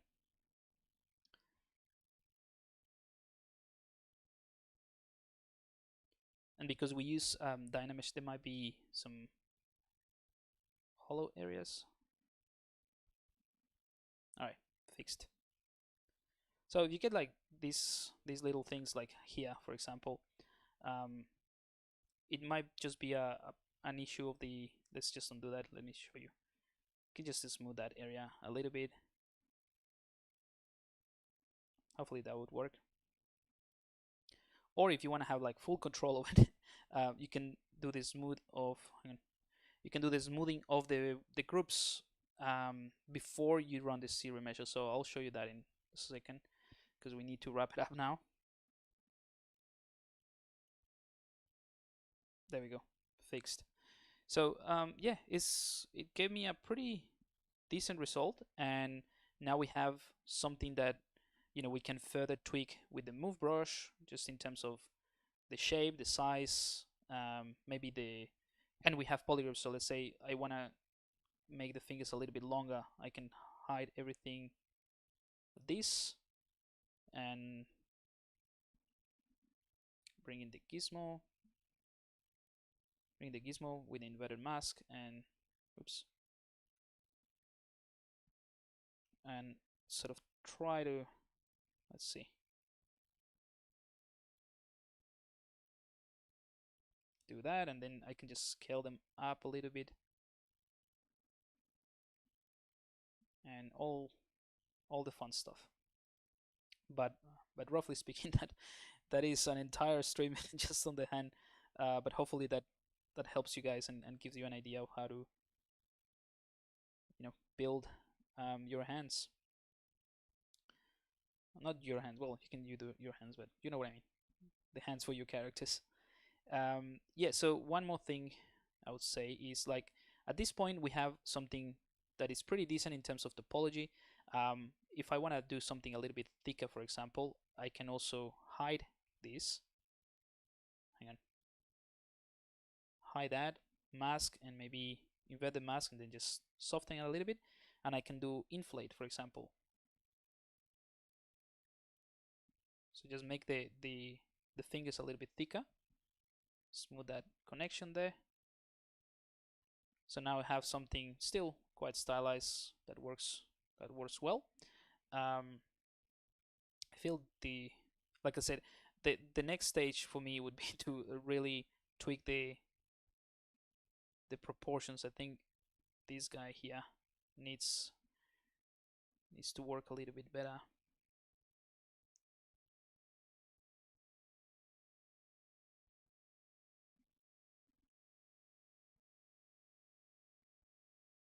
And yeah, probably I should have been using references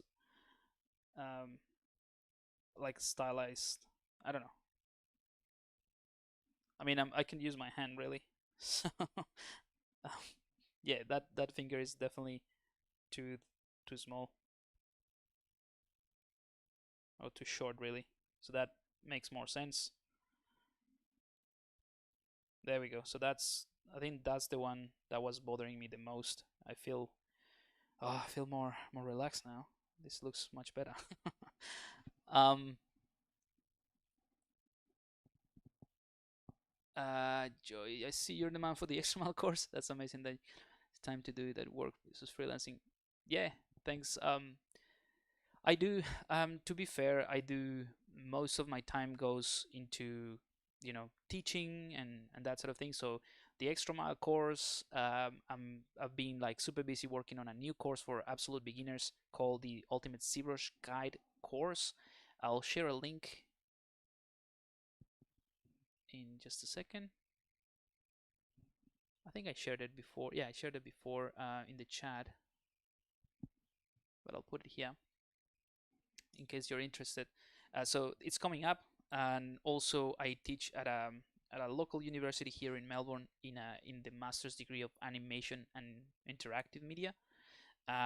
So a lot of my time goes into that. So because I have that as a you know like a big chunk of my week really in work, I have to be very picky as to which projects I choose. And I'm fortunate enough that I can sort of like pick and choose which ones I can work on. So that's been really helpful. So yeah, it's just a matter of organizing yourself. In fact, if you are curious about how I organize my time and all of that, I have a guide within the ZBrush guides called tips for productivity, I think, or working during lockdown or something like that. So I just built an entire guide on how I set up my time management tools and all of that to work more efficiently, and hopefully that also helps, especially well. I did it during the lockdown with the COVID, so but it's still relevant anyway. I just wanted to show you one more thing before wrapping it up, and I forgot what it was. What we were talking about. We're talking about oh yeah, so at this point at this point that I have the like a nice mesh, this is still a separate hand. I don't have that attached to the body, and it's not even positioned correctly, or the size is off. um, let's just duplicate that so I can just position my gizmo, place this a little bit better, and I haven't touched much the arms, because the position of the hand and how you place this hand does matter, and it does affect the in this stylized character maybe not as much, but it does affect the rest of the muscles, right? So if you have if it is pronated or supinated, depending on how you have the position of the hand, you will see the muscles in a different way. They will obviously show more or less on the forearm. So anyway, that's just that's not what I was gonna say. I just wanna get to this point. And what happened with the beanie?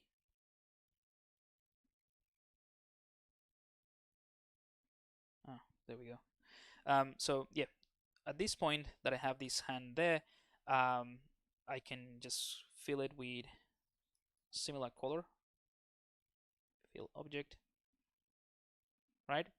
And but it's still separated. So now what I have in reality is like a nicer topology for this, and I still have this arm separate.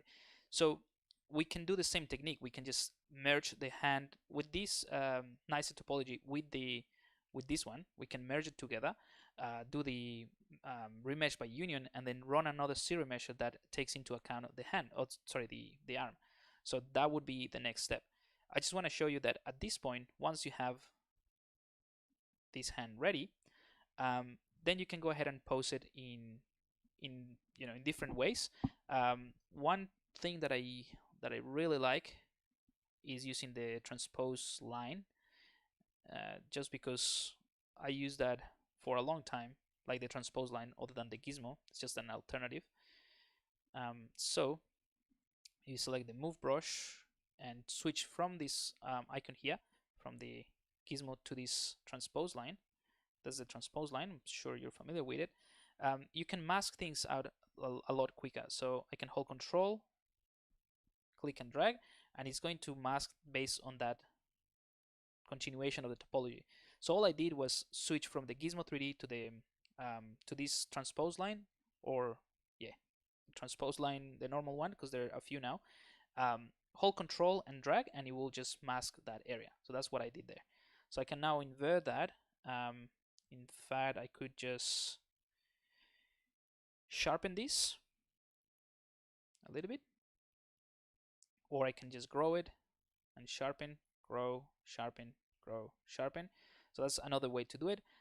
Fortunately, we have polygroups, so I can just, let's say, hide this mask, right? And I don't know why I'm masking this bit. And we can just soften it just a little bit, and then bring in the gizmo, not the gizmo, sorry, the transpose line. Just put it roughly there. Hang on, somewhere there. And with the rotation one, doesn't really matter. You can select rotation, hold the Alt key, and then do this, and you'll see from this point, I'm masking something. Hang on, make sure that I have all of this masked. And then from this angle, I can hold the Alt key, and I just can rotate this like so, right? The way that this is affected is from the curve, this curve here. It will affect the way that you sort of move these things around. So you don't have to mask everything. So it's easy to do it in a single finger, but let's try to do it in this one. So I'm gonna blur that mask, take my rotation, let's set it around there.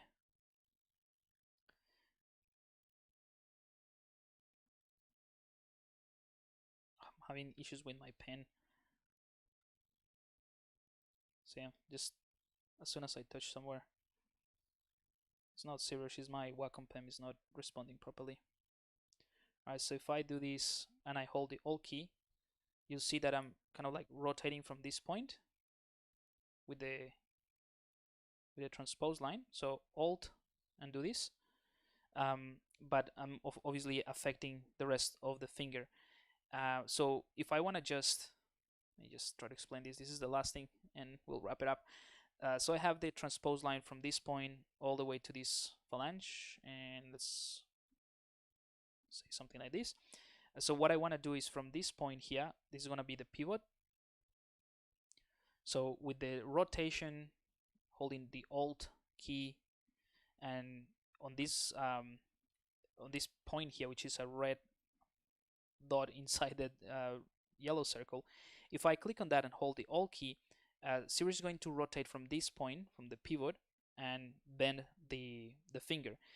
But this is, right now we have a pretty linear deformation, so it's gonna affect this in a kind of like in a linear way. So that's why you have deformation around here. If you don't want that, you don't have to mask necessarily the finger. You can just tweak that curve, something roughly like so. So it's gonna diffuse that effect a little bit more. It's not gonna be linear. It's gonna be, yeah, based on this curve. So same thing, just holding the Alt key, and all I did was change the curve. You'll see that I deform this a lot better, and I don't have to have everything sort of like masked out. And now I can do the same thing here. Maybe did it too much.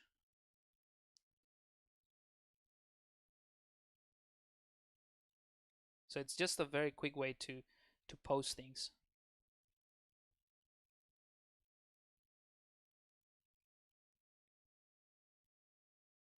But if you do it like this, you'll be affecting everything that is within that range. So that's why I masked the single finger, for example.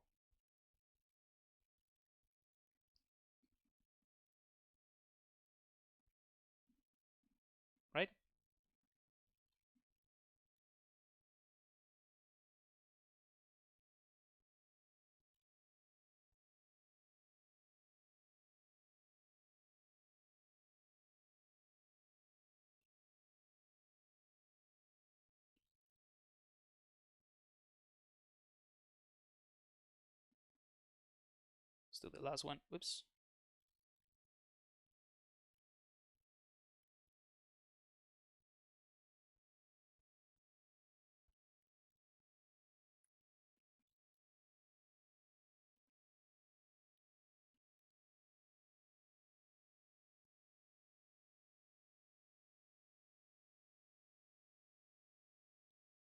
What am I? There's an issue with the masking things in a weird way. Don't know why. Anyway, hopefully that gives you an idea. But again, because I'm using a very low mesh, is super easy to do these changes.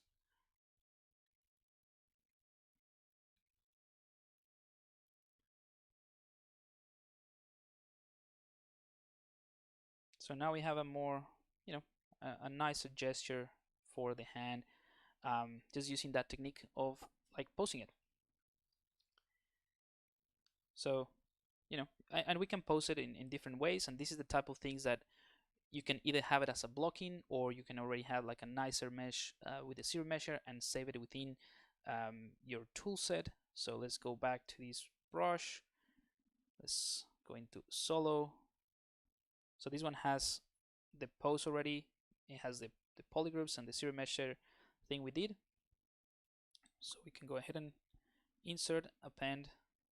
Okay, and now all we have to do is insert this hand, and that's it.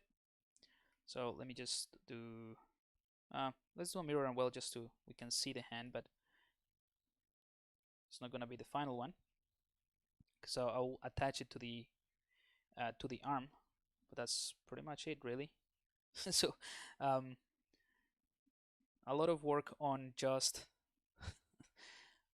setting up this hand, but hopefully you see a few tips and tricks that help you. But yeah, I'm gonna leave it here, guys. Thank you for joining, and yeah, keep an eye, like for those of you who are part of my email list, keep an eye on your email. I'm gonna send one I'm gonna send you an email as soon as I have everything ready for the Ultimate ZBrush Guide course, so that you're aware that it opens. I'm hoping this very close to do that. So I think towards the end of the month, we'll see. So, and it will be, there's just certain amount of people that I can have in, so it will be a short, maybe like a week or so of an enrollment until I reach capacity, and that'll be it. All right, guys, have a good one. Thanks for tuning, and I'll see you next week.